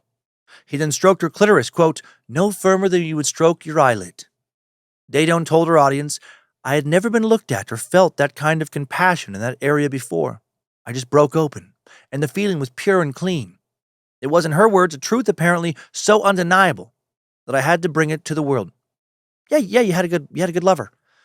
But I don't know if it goes farther than that. I'm half laughing inside, but also I am wanting to learn the sex move. Nicole's TED Talk was a little more than a sales pitch, and it worked. The company would not release numbers publicly around this time to illustrate how much growth came from this talk, but 2 years later, they were having a massive they were hosting massive in-person events. In 2013, based on the popularity of Daedone's first book and the TEDx San Francisco talk, OneTaste now decides to launch into its next iteration with OMX, billed as the first ever orgasmic meditation experience, but experience, spelled with an X. That's cool. Like X to start the word. Basically, it was just a conference with a heavy focus on fingering. More than 1,000 people would pack into the Regency Center in San Francisco's Nob Hill district. That's wild. All of them having traveled from around the globe to attend this 3-day pussy stroking session and having paid $395 each for it. I kind of love that they pulled this off. This is so crazy. The big room had a wide stage in the side nearest to the door, and the blonde wood floors were covered with clusters of yoga mats, buckwheat pillows, and white terry cloth hand towels. These nests were plotted in rows and distinguishable by numbered placards handwritten on lined paper and placed on top of each mat. Pairs of men and women entered the room, milled about until they found their assigned nest. Some came together as partners. Others had met for the first time that morning. Those who had been trained in the art of orgasmic meditation had OM'd before, wore green wristbands. First-timers wore red. Once in their nests, the women stripped from the waist down, laid on their backs. The men waited in a fucking line that started in the middle of the room for their turn at a communal hand-washing station set up on stage. After they'd washed their hands, the strokers returned to their nests where they pulled on white or blue latex gloves. Then the pairs arranged themselves in the nesting position. The woman on her back with her legs butterflied open, the man seated on a pillow at her right side, his left leg bridged over her core, the other straight out underneath her right leg. In alignment with OneTaste theory, the man would slip his right hand under her butt so that his thumb rested softly at her vagina, and he placed his left hand on her pubic mound, thumb gently pulling back the clitoral hood, the pad of his bent index finger hovering just above the upper left hand quadrant of her clit. So specific. Very well organized. I will say all of this. Small glass pots of OneTaste branded lubricant were available for purchase on stage and in an upstairs gift shop stocked with merchandise, including t-shirts, a set of small clit-themed stickers designed specifically for an iPhone small round home button, a collection of silver jewelry naturally, and a powdered green algae-type water supplement were available. The lube, called again One Stroke, was oil-based, made with olive oil, beeswax, shea butter, grapeseed oil. Then on stage, once every guy's hands were washed and all the women were in their nests and nude from the waist down and the gloves were on, Ken Blackman would announce, "We've closed the doors. This group is going to be the first to have an OM at the OMX." And then the crowd clapped and cheered. Some men had already begun kneading their partner's thighs by this point. Then a staff member started a timer. Ken spoke confidently into a microphone that coiled around his ear. He said, "Look at your partner's pussy and describe it. The color, texture, sheen." Then the men would ask their female partners for permission to place their fingers on the woman's vagina. In OM parlance, this is known as safe porting. Got their own cult speak. And for the next 14 minutes, the men used a bent left index finger to stroke the upper left-hand quadrant of their partner's clit with very light, fluttering movements, quote, "the way you might gently itch a mosquito-bitten eyelid," according to an article about this event written in Rolling Stone. That's a very specific touch description. According to this writer for the Rolling Stone, as the OM session began, moans of pleasure started slowly. One woman, quote, "whinnied like a horse." Oh, fuck yeah, bro. Others giggled. Some sounded hysterical. Some made deep, guttural grunts. There were oohs and ahs and ohs, and various women shrieked. Some bucked, convulsed in fits of ecstasy. Someone shouted, "Oh, God!" Yes, this is the pleasure that Mama demands. Mama's hunger has been satiated for the moment, peasant. But be ready to bring the finger back when Mama calls. As per custom, a new 2-minute warning was issued at minute 13, and then the men administered slightly firmer meteor strokes to bring their partner down. Then they cupped the palm of their hand against their partner's mons pubis, applying pressure to ground her once more, and would finish by pressing a terry cloth towel to wipe up any fluid and lubricant. And then the man and woman would each share a frame, a snapshot of a feeling that stood out to them from any part of the 15-minute OM. A microphone was passed around so that participants could share their frames with the entire conference. One man said, "I felt the energy of the entire room in my finger and cheeks. It's still there. I can feel everyone." What's he on in addition to just fingering? A woman shared, "There was a moment when my pussy felt like warm, buttery liquid caramel." All right.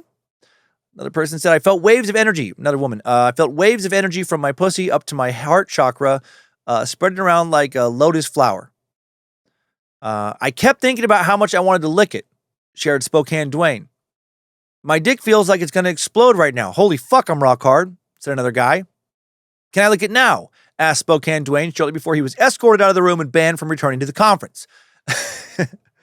Of course, I'm making up those last few quotes, but the others were real.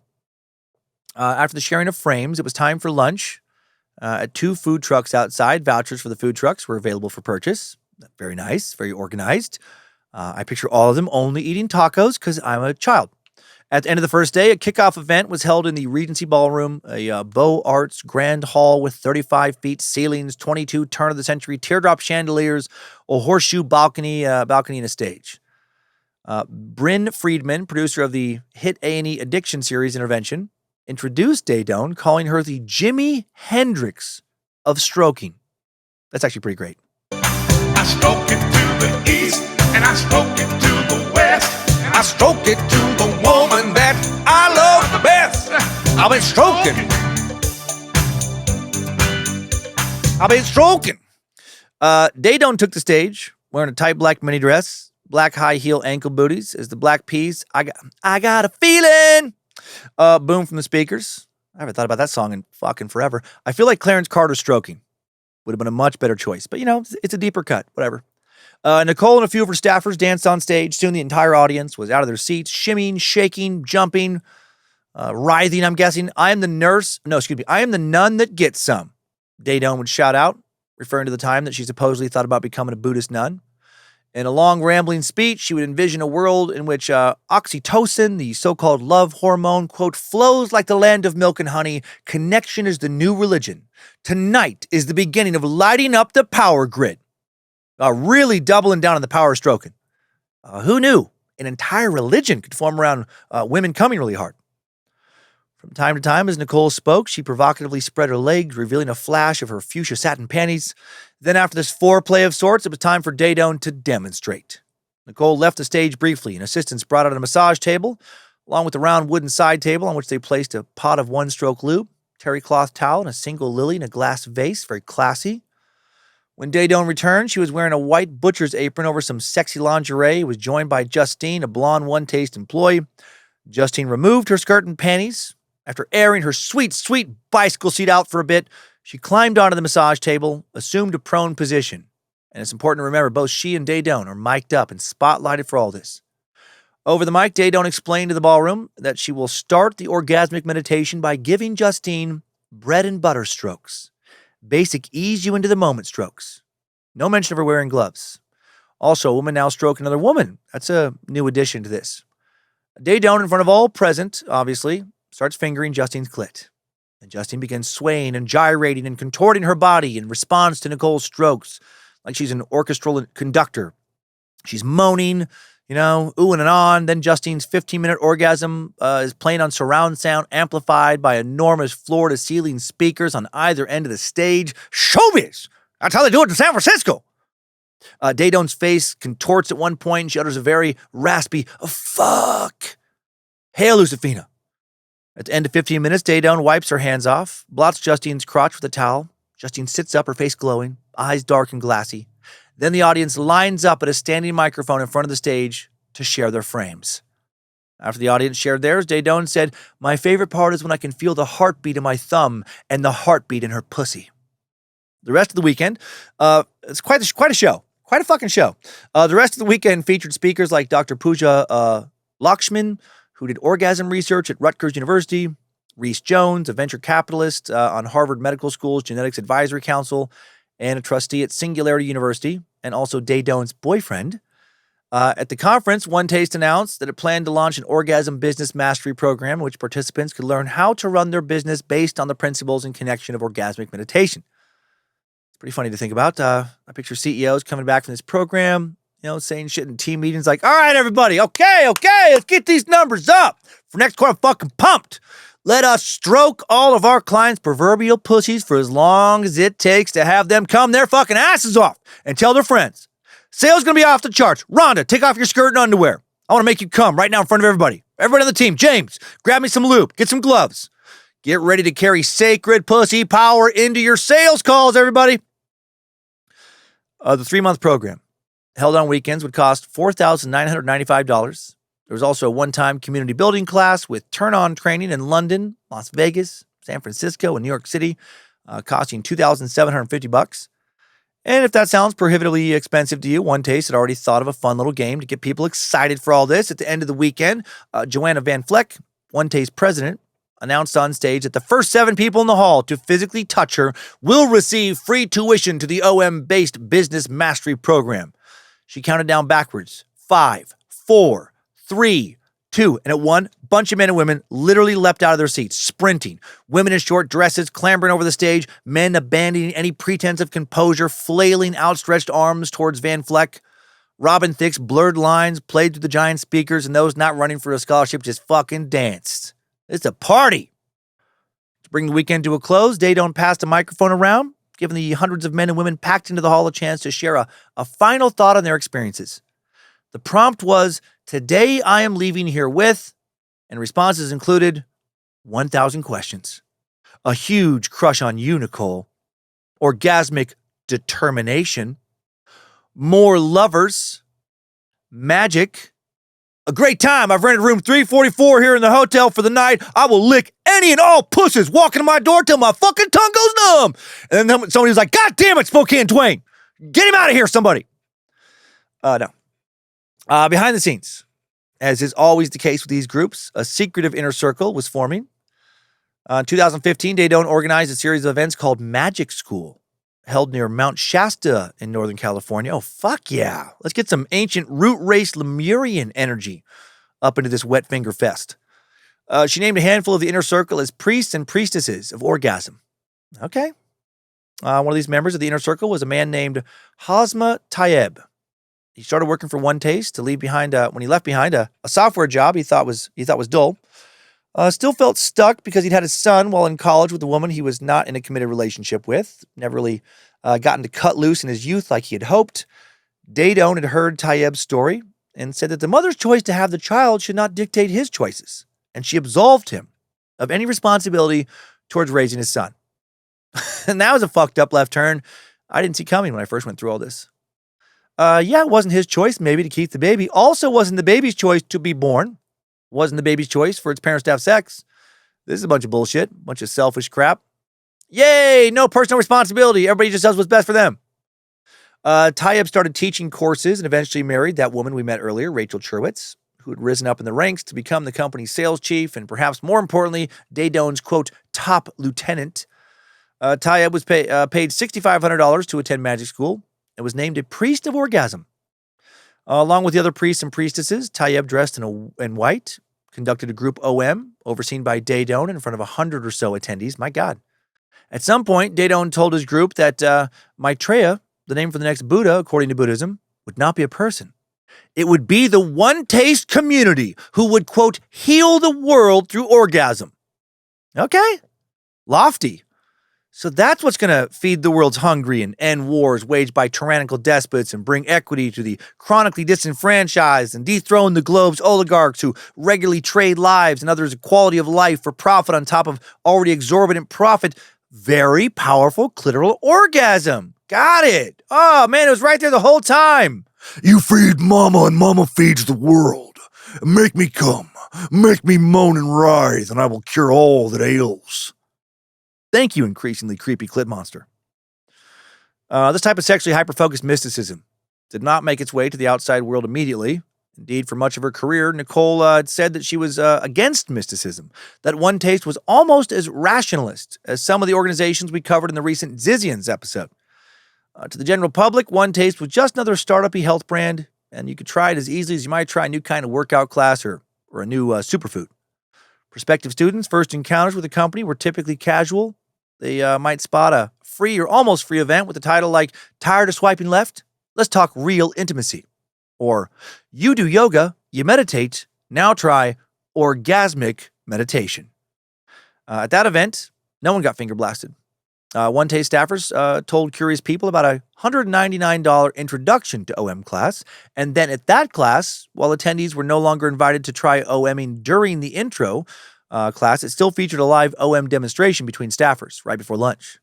The way to learn more, the intro students were told, was to take more classes, i.e., do you want to come as hard as you just saw her come?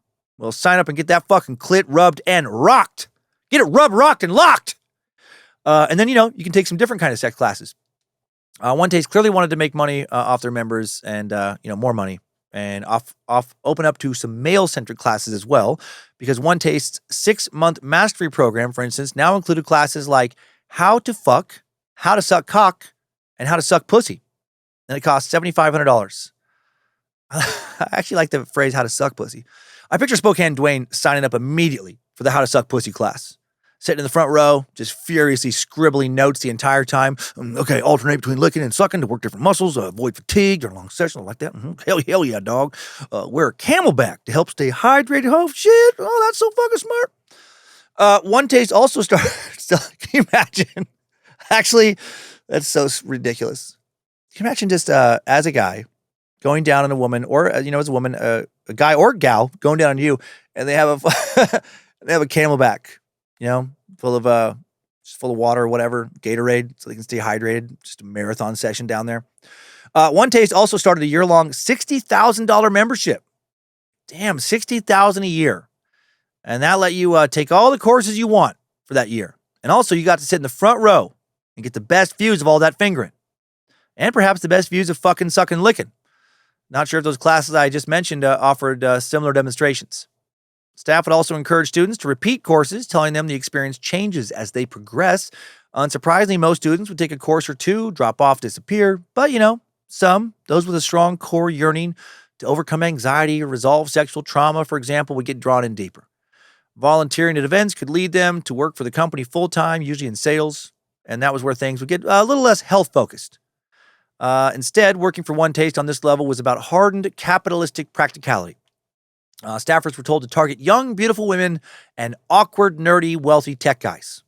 Workers for the company would set up booths at life-hacking conferences and early morning dance parties, serving coffee and sexy shirts and skirts, shirts with slogans like "the pussy knows," and asking passerbys, "How's your orgasm?"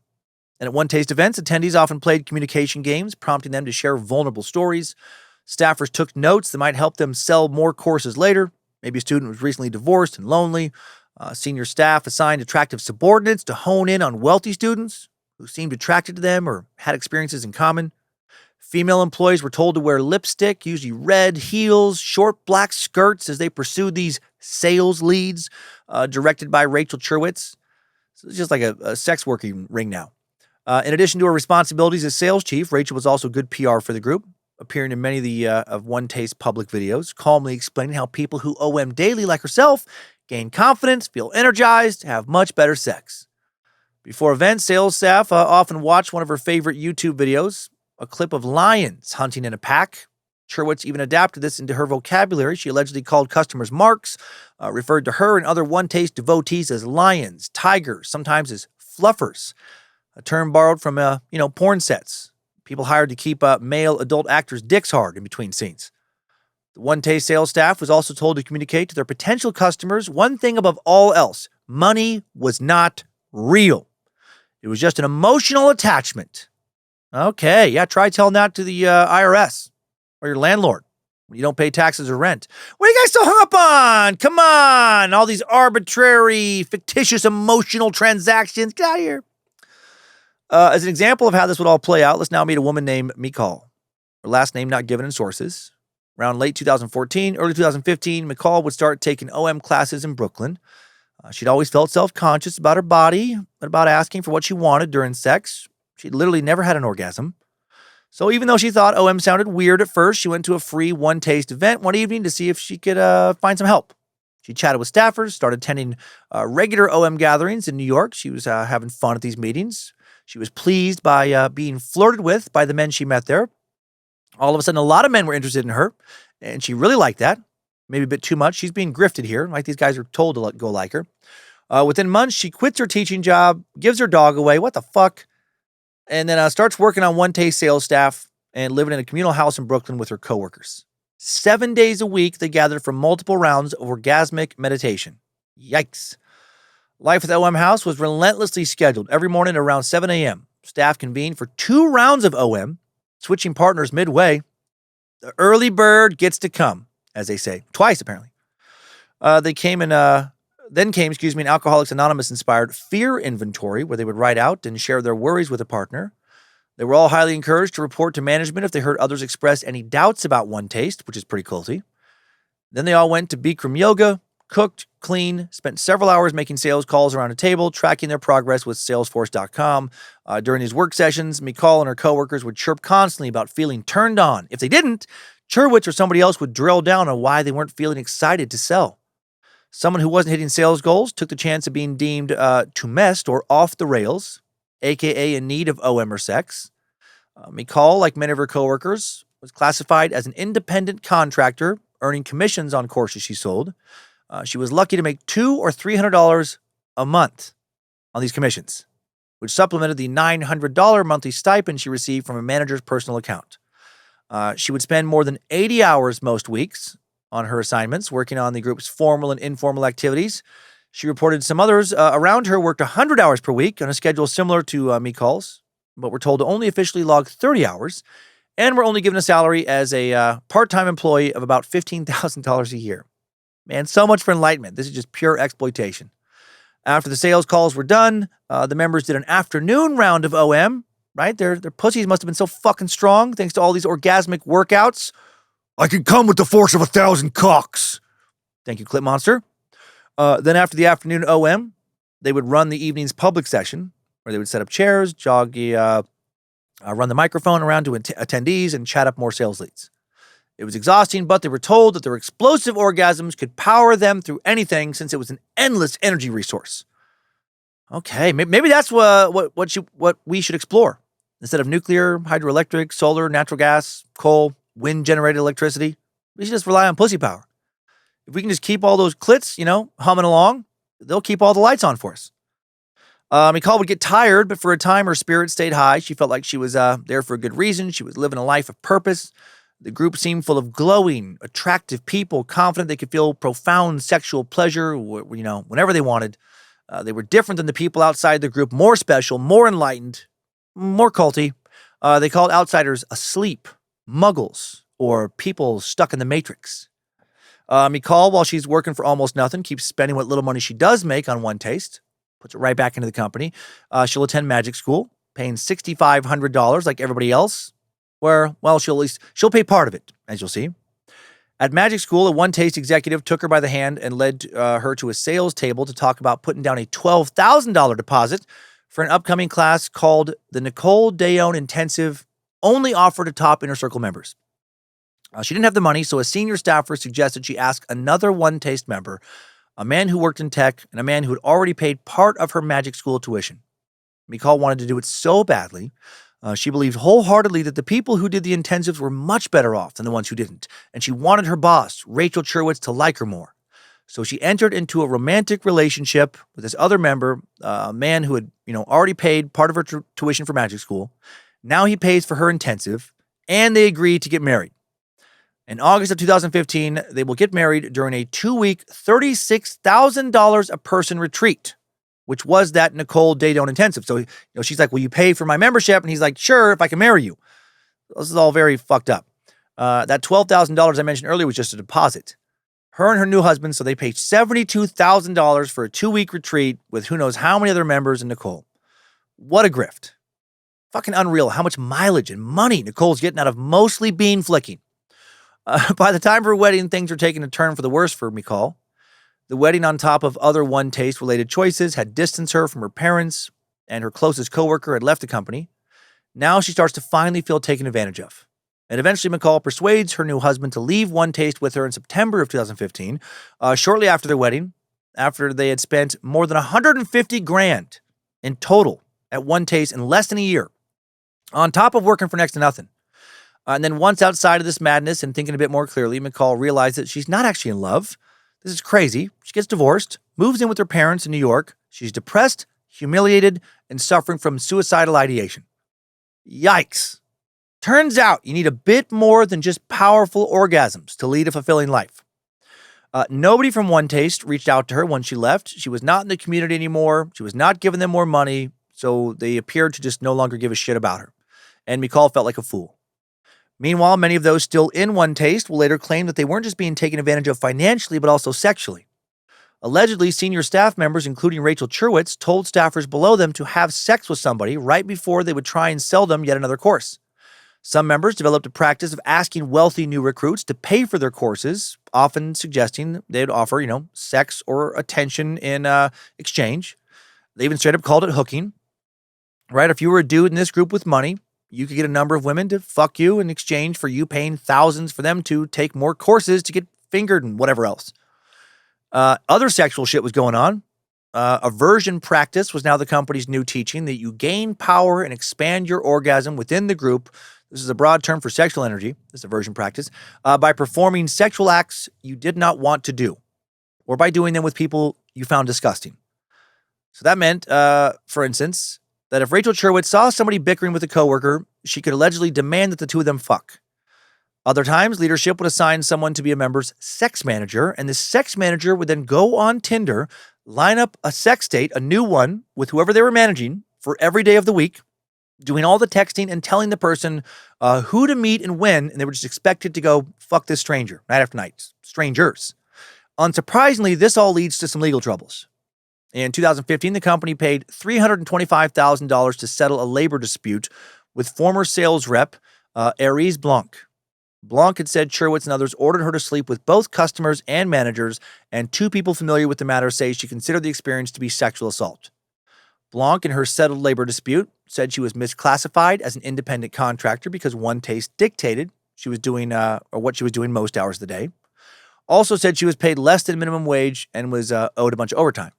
The settlement was not disclosed at the time to the public. Instead, OneTaste continued to position itself as something akin to Gwyneth Paltrow's Goop, a brand that was, selling a lifestyle, a new way of seeing the world. And this required what else but an international tour. In 2016, Nicole Daedone went to London to give a talk at OneTaste British operation. A popular best-selling British author of narrative nonfiction, Isabel Losada, who was working on her own book about sexuality, Sensation, had read Daedone's slow sex book and had been blown away by it. So she arranged a meeting. Daedone, she says, was like a wonderful red setter leaping out of a car. I admired her enormously. She's elegant, warm, clever, and very attentive. At the first introductory event, Isabel Losada attended with her partner and watched as Daedone and the female leader of the London group demonstrated their techniques. Over the following 6 months, Isabel would attend a number of OneTaste events in London and in San Francisco, and she'd become a big fan. I know this sounds strange to many men, she would say, but you need to bear in mind that lots of women, for whatever reason, haven't experienced much sexual pleasure in their relationships. What this technique does, because it's non-penetrative, it's not intimidating for women and reintroduces them to the fact that they can experience pleasure through their body. The object is to get the man to stop focusing on his own pleasure and to really tune in with the woman's body. And for me personally and many other women I know, it was very helpful. And yeah, that aspect of it, I'm sure, is very helpful. I like that. But they just wrap it up in all this fucking other weird cult shit. But despite enjoying that aspect of OneTaste, something definitely beneficial and not shady if you take away all the shady shit being done around it, she saw the cult allegations floating around and became uneasy. She wanted some clarity, so she asked Daedone about it. Daedone tried to laugh it off, but she wasn't able to reassure Losada because Isabel's book would ultimately warn against sexuality practices that wanted to take your money. Still, by the next year, 2017, OneTaste had become a flourishing business. Now expanding significantly, the company added teaching centers in London, New York, Los Angeles, alongside the one sitting across from the Uber's headquarters in San Francisco. And company policy had changed so that there were no hands-on learning at workshops, quote, because of potential litigation, a OneTaste rep would say at one event in 2017. Instead, there would be demonstrations conducted only by trained staff members, or so they said. Apparently a lot of people, still paid to get their clit jerked off. And the company would claim that it made $12 million in revenue in 2017 and now had plans to expand to Atlanta, Chicago, Minneapolis, and Washington, D.C. over the next 2 years. To help further that goal, they hired executives and advisors who had worked at mainstream places like CrossFit and the juice maker Odwalla. They would also score some PR wins with orgasmic meditation being endorsed by influencers like Khloe Kardashian and Tim Ferriss. And to make it even more legit seeming, OneTaste nonprofit arm commissioned an official study on the health benefits of orgasmic meditation. In essence, they wanted to be as sex executive Joanna Van Vleck put it, the whole foods of sexuality. They would even expand their customer base, from individuals to businesses. Instead of hosting corporate retreats where employees jerked and diddled each other off, as funny as that would be, they instead applied generic principles that they claim came from the OneTaste philosophy, like feel over formula and stay connected no matter what, to leadership strategy seminars. We're having conversations with companies about Me Too, hashtag Me Too, and how to teach connection as preventative health for companies rather than treating the disease of sexual harassment, Joanna Van Vleck would say. Even though things were going so well, At least ostensibly they were going well. 2017 would also be the year that Daedone would step down as CEO. She said she stepped down so she could write a book, or, focus on another book, sell her stake in the company to 3 OneTaste members and do that. She would be replaced by Joanna Van Vleck, the former president. But she probably stepped down in reality because although OneTaste had rebranded slightly and expanded, and even supposedly ended their live stroke sessions, it was still drawn significant criticism. An October 2017 article in Playboy pointed out how at the beginning of a OneTaste event the journalist attended that month, October 2017, or just before that, rather, sorry, participants had to sign a, quote, course in not therapeutic in nature waiver, and that there are, quote, emotional and mental risks associated with participation in the course. And despite how some participants started the session with deep stories about how they wanted to try OM because of their sexual trauma or deep insecurities, the staff was dismissive, flippant, responding to heavy confessionals with odd tone-deaf stuff like, gorgeous, share. It's fucking weird. And I was really hoping that I could just move past, very painful memories of being raped by a guy who broke into my house when I was in high school. I'd really like to be able to have sex, without, the trauma and the crying. And then just someone saying, gorgeous, share, keep sharing, that's gorgeous. What? The article also noted that these attendants were wearing, quote, tight black dresses and stripper heels. Have you ever stayed at a strip club until dawn after you've sobered up? That's what this feels like. The attendants hawked OneTaste proprietary lube, now saying that it was the only lube you should ever use. And for some weird reason, the attendants would not let anyone use the bathroom. Not sure what the deal was there. Like in previous workshops, this one then segued into the demonstration, and volunteers were encouraged to call out what they were feeling. Here are some of the responses this time. Heat in my balls. Yeah, that makes sense. Tightness in my chest. Tingling in my spine from the crown of my head to my anus. Wet pussy. Okay. Blood filling up my penis. Swollen labia that feels like fire. Dick pushing against my jeans. Yep, that's how you feel when you're in a very sexual environment. Okay, got it. At lunch, when this writer said that she was not turned on to a staff member, the staff member said she, quote, wasn't opening herself up to the orgasm. But she couldn't try it at home either, where she might be more comfortable because the staffer said that she, quote, would never let someone who wasn't OM certified touch her. Yeah, totally, because only these motherfuckers know how to butter a muffin. The Playboy article ultimately condemned the practice in the media that had been quick to promote it. And this writer, not the only one, feeling this way. Number of Yelp reviews of OneTaste San Francisco's facility from 2017 would also point to deep dissatisfaction. One review from December of 2017 stated, I went to a few events and quickly recognized the tone and verbiage, as that is something that started with great intentions, but in my opinion is rife with unhealthy juxtaposition, mainly profit and self-improvement and sexuality. I felt uncomfortable due to some of the other people's behavior. It seemed their intentions were not purely expressed and are more interested in the sexual side than the emotional exploration side. While sexual exploration is healthy, I find it can be triggering for some, and it's a tightrope one walks when navigating this world. Unfortunately, a misstep can do a lot of damage. I find it concerning how costly things get and can understand how people see the pyramid or cult vibe that's been described in other reviews. And of course, because it's Yelp, the owner of the facility, registered online as Eli B, responded. And Eli wrote, thank you for this review. If I'm totally honest, the thing I'm reading most in this is that you have really high expectations for how people who have probably rarely chosen to do so should express themselves around very difficult, often taboo topics. I wonder if you feel like all of your intentions are always purely expressed in your own life. Are there places you go where there are people who do purely express themselves at all times? Eli didn't say shit about the how costly things get critique. Another review from November of 2017 said, I've been going to events for a few years now, and I'm getting hella bored. What's up with all the fingering? Like, for real, what's up with that? All this time and only one class for sucking puss? How is so much damn fingering and flicking okay, but when I try and sneak a couple tasty licks in, I get threatened with being arrested? What's up with all the tongue hate? Like, for real? Why am I the asshole for wanting to head down south, play some fur harmonica, hashtag let the people lick? And Eli's response to that one was, God damn it, Spokane Dwayne, leave us alone. You'll be arrested on sight if you ever show up to a OneTaste event again. The following year, more bad press was coming. And of course, Spokane Dwayne's nonsense. In June of 2018, Bloomberg Businessweek published a lengthy expose on OneTaste.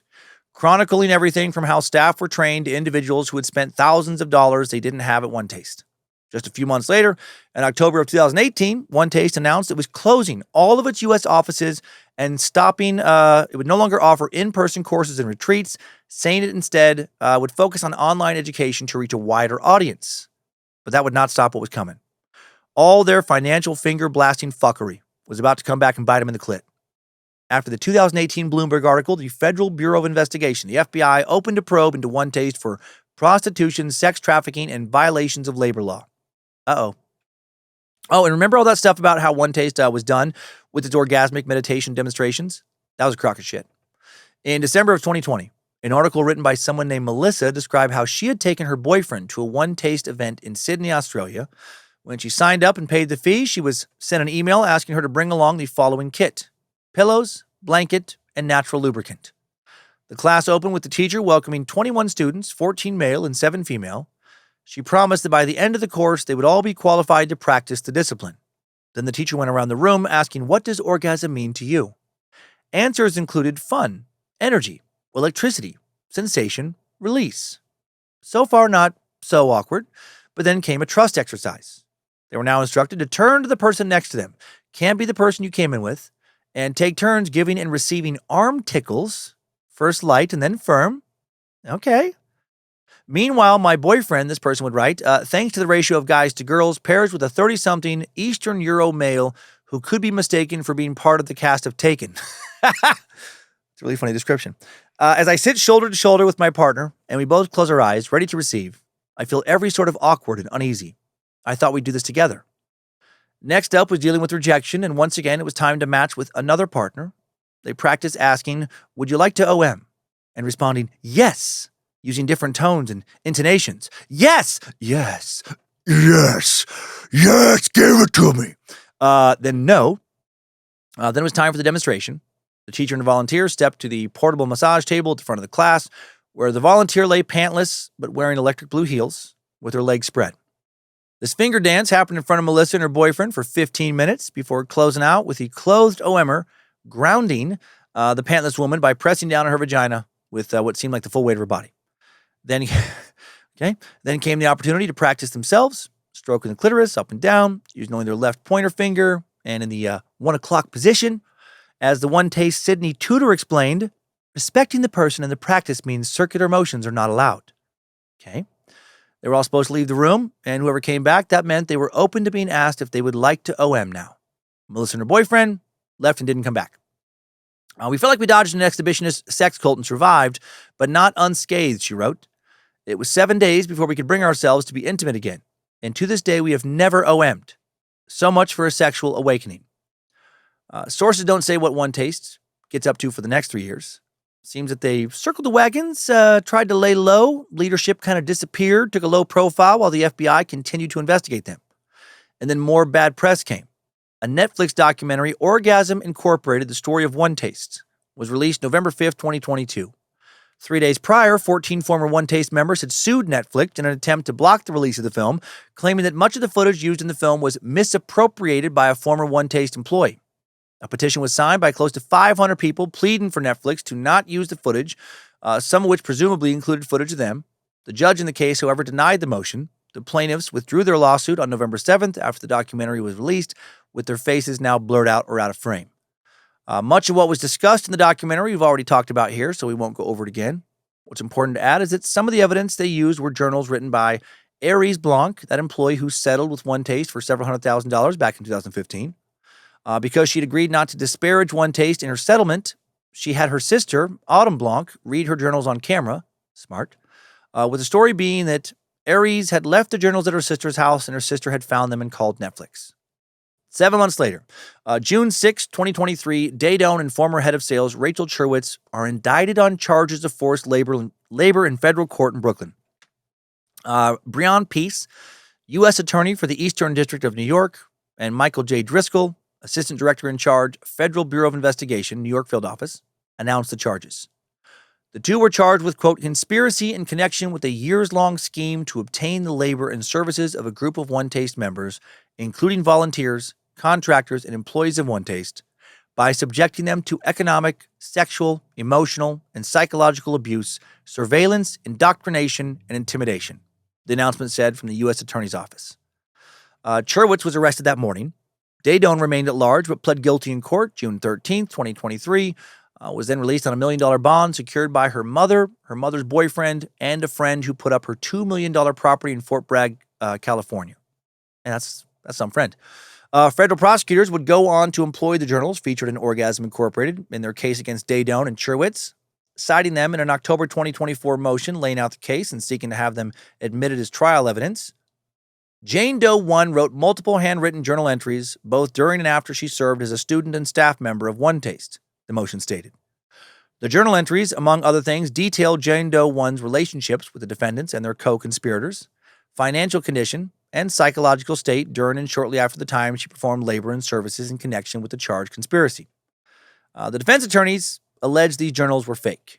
The Google Doc in which Autumn Blanc supposedly simply transcribed the handwritten journals had more than 50 drafts and hundreds of minor edits, according to Jason Frankovitz, a software engineer enlisted by OneTaste to analyze the documents.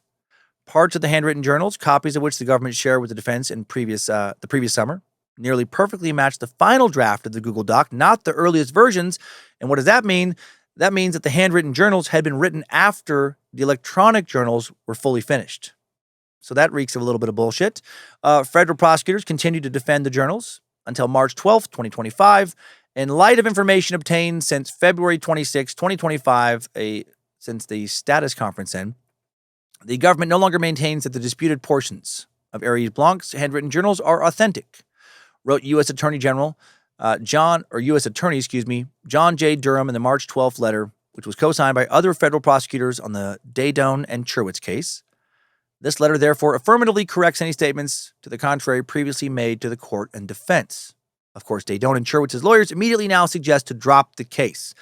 It was seemingly going to be a lot harder to prosecute the women, now because of missteps in handling the journals as they tried to prove their authenticity. Allegedly, Special Agent Elliot McGinnis didn't put the journals into evidence until a month after he had received them, which also read as fishy. However, Judge Diane Gujarati denied a motion to dismiss, ruling that the defense had not sufficiently demonstrated bad faith or that these issues prejudiced the prosecution's case, but did push back the trial to May 5th. Then earlier this year, on February 26, 2025, defense attorneys Jennifer Bonjean and Celia Cohen alleged that Special Agent Elliot McGinnis knowingly used stolen privileged corporate documents to investigate OneTaste. According to them, a former IT contractor named Mitch Adelbaum illegally accessed OneTaste servers and stole a large volume of material, including privileged OneTaste documents in 2017 after his employment ended.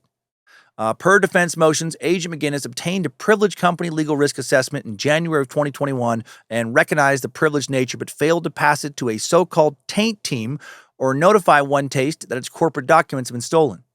Instead, McGinnis reportedly used the privileged document as a roadmap for the investigation, interviewing 20 witnesses specifically identified in the stolen material. The government did not disclose these documents until late 2024, prompting defense motions to dismiss the indictment. But once again, Judge Gujarati denied these motions, finding the documents non-privileged, ruling that the defendants lacked standing to assert privilege, and deeming the motions untimely despite their recent discovery. And so the trial would go on as scheduled. Started just a few months ago, May 5th, 2025. During the trial, former Chief Technology Officer Christopher Hubbard described OneTaste as a, quote, sex cult, and stated that he and Daedone arranged BDSM activities for a male OneTaste investor, activities that involved the investor, quote, either giving or receiving some form of sexual activity with OneTaste members. So Nicole allegedly treated members like sex workers, just offered them up to service somebody who was going to give her a lot of money. In addition, several women who worked for OneTaste testified against Daedone and Cherwitz. The witnesses described instances of forced labor ranging from forced sex work with, again, investors, or, they were heavily pressured, to menial tasks such as cooking that they were not properly compensated for. One witness, Liana, whose full name was withheld, explained that a previous abusive relationship left her having difficulty having sexual experiences. Daedone told her the OM practice, quote, would help thaw out places where you felt frozen from that trauma. And at first, she said OneTaste helped her let her guard down. But once she was in what she now considered a cult, she just found more of the same. She testified, in an abusive relationship, your voice doesn't really matter that much. You learn to be quiet. And I think I took those lessons and brought them over to OneTaste. And then there was the damning evidence from Daedone herself at the trial. A video entered into evidence contained footage of Daedone claiming that rape could be, quote, deflected if the victim would, quote, turn on 100%, because then there's nothing to rape. Like, if you can just get horny for rape, just lean into it and stop caring who uses your body and how, well, then it's not rape. Wonderful advice. What a guru. She would also claim that her father, whom she admitted was a serial child molester, was not a bad person. Rather, in this footage, she said, quote, he was so fourth dimensional that he couldn't confine himself to the arbitrary laws of the third dimension. Wow. Yeah, totally. No, that's why he diddled kids. He was just so fucking fourth dimensional, right? And we all know in the fourth dimension, kids love to get fucked. As the witnesses testified, Daedone, usually clad in an oversized beige shawl, her guru uniform, I guess, spent much of the proceedings literally quietly chanting to herself, swiveling around to watch the jury or turning around to beam at a group of supporters who filled half the gallery on many trial days.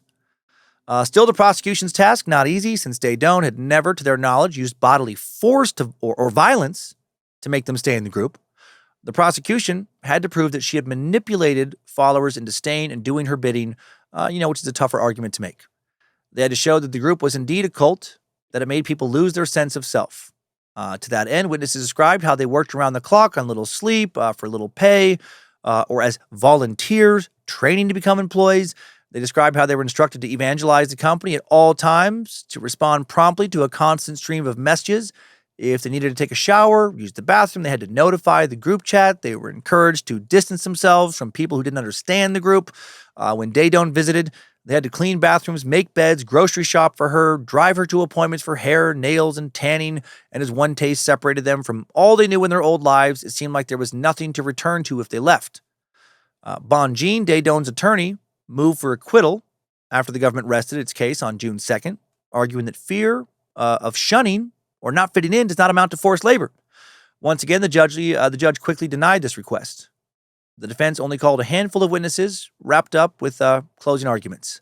In her summation for Daedone, defense attorney Jennifer Bonjean hammered down on the fact that jurors were not being tasked with passing judgment on Daedone's beliefs.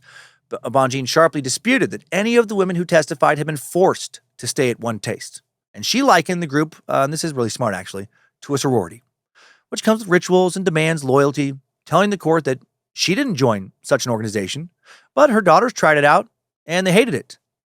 And she exclaimed, you know what they did? They left. This is a case of grown women making grown decisions that had free agency, no matter what the government says.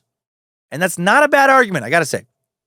But OneTaste, a little more manipulative than your typical frat or sorority.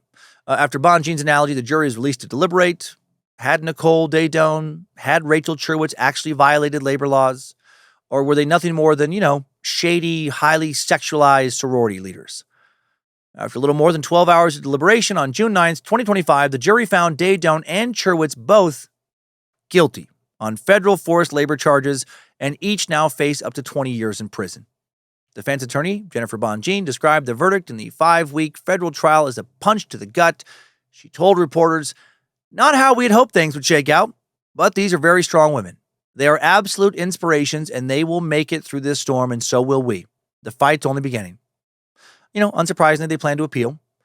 Some other people thrilled with the verdict. U.S. Attorney for the Eastern District of New York, Joseph Nacella Jr., praised the verdict and said, the jury's verdict has unmasked Daedone and Cherwitz for who they truly are.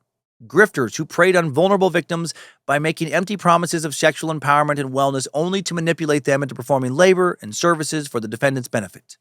I commend the witnesses who testified at the trial, notwithstanding the trauma that they experienced at the defendant's direction. It is my hope that the just conclusion of this process will bring them closure, and that future charlatans think twice about exploiting human beings in this manner. Following the verdict, the court ordered Daedone and Cherwitz remanded to the custody of the United States Marshal Service. And as of this recording, ever since, they have been held at the Metropolitan Detention Center in New York while awaiting sentencing on September 12th. While she sits in a cell, someone is running Nicole's Instagram for her, has been posting a lot. She has a new book, just came out as I record this on July 17th, The Erotic View on Trauma, Breaking Free from the Trauma Industrial Complex. According to the post, the book is about becoming eros informed. What the fuck does that mean? Well, let me tell you in way too many mostly hollow words. Nicole or one of her minions wrote, to be eros informed is to no longer relate to healing as a separate category from creation. It is to work directly with the raw material of arousal and use it as the engine of transformation. Working with arousal is not a basic capacity. It is an advanced form of consciousness that doesn't just dissolve trauma, but transmutes it into genius. She's still preaching the message of come your way into enlightenment. She continues with, when a person becomes eros informed, they stop waiting for healing to be complete before they create love, lead, or awaken. They learn to operate the drive of arousal as both the solvent and the fuel.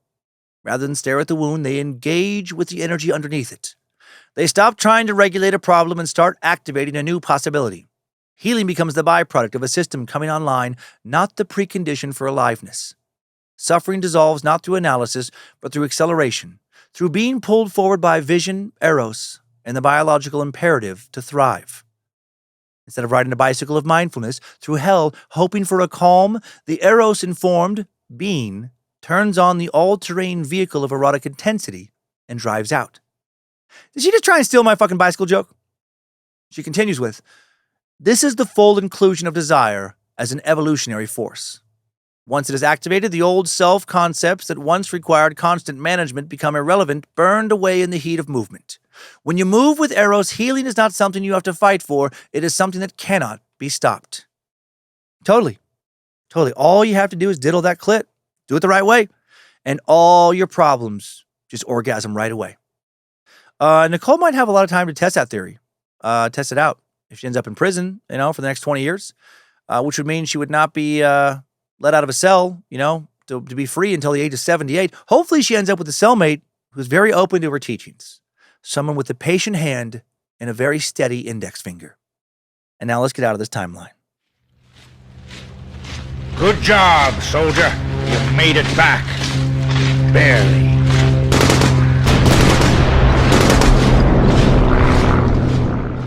The female orgasm. It's good for a lot of things, right? Feels good. Lowers stress by releasing endorphins, dopamine, and oxytocin. Those hormones. It can help you sleep. It can increase intimacy and connection with a partner. It can even increase the health of your immune system, improve your cardiovascular health. But it doesn't open your third eye. It doesn't turn you into a priestess. It's not going to give you some mystical advantage in life. It's not the key to completely transforming yourself inside and out. Therapy would be better for that. Good exercise and nutrition regimen would be better for that. Surrounding yourself with people who uplift you and don't tear you down would help with that. Interestingly, however, Nicole's outlook, not necessarily a unique one. When it came to how people have viewed orgasms throughout history, as weird as all this is, it's, in the history of misunderstanding female sexuality, Nicole, not so different than pre-modern scientists who thought all sorts of wacky shit about the female orgasm, like the idea that it warmed the uterus up, or that the clitoris was just there for decoration. Nicole would advocate her own crazy shit, like stroking the clitoris in the 1 o'clock position, because that's somehow better than stroking it somewhere else. And unlike a lot of other people who had wacky pussy ideas, Nicole tried to profit from it at a lot of people's expense. And I guess she tried to profit from it just like a few predecessors in recent years tried to profit from it, people she learned from. She would begin OneTaste in 2004 after experiences at 2 sex communes/cults known as Lafayette Morehouse and Welcome Consensus. She would use the knowledge she gained there of a method called DOing, deliberate orgasming, and repackage it as orgasmic meditation or OMing, a suitably new agey health practice that fit in with the likes of yoga and energy cleanses. OM involved a clothed person, typically a man, stroking a woman's clit for 15 minutes, supposedly to achieve spiritual awakening, deeper connection, and personal transformation. The company, Nicole herself, gained attention through TED Talks, workshops, retreats, attracting a mix of Silicon Valley entrepreneurs, seekers, alternative health enthusiasts. They got some good press. But while OneTaste branded itself as a sex-positive and empowering place, former members and journalists later accused it of operating more like a coercive cult, exploiting followers emotionally, sexually, and financially. Finally, in 2023, Daedone and former head of sales Rachel Cherwitz were indicted on charges including forced labor, and this past June they were found guilty, and now they could both face up to 20 years in prison. We'll soon know how long they'll be in prison for. Nicole Daedone may not be your average cult leader, but she certainly fits the bill. Has a mysterious backstory that showed her the spiritual path. Check. Made up a bunch of shit about her past. Check. Claimed to have secret knowledge. Check. Was treated like a god by her followers. Check. Exploited followers sexually and financially. Check. The wrapping was different with this one, but the box inside pretty much the same. Full of empty promises, greed, manipulation, and in this case, a lot of fucking fingering, a lot of paddling the pink canoe. Time for today's takeaways.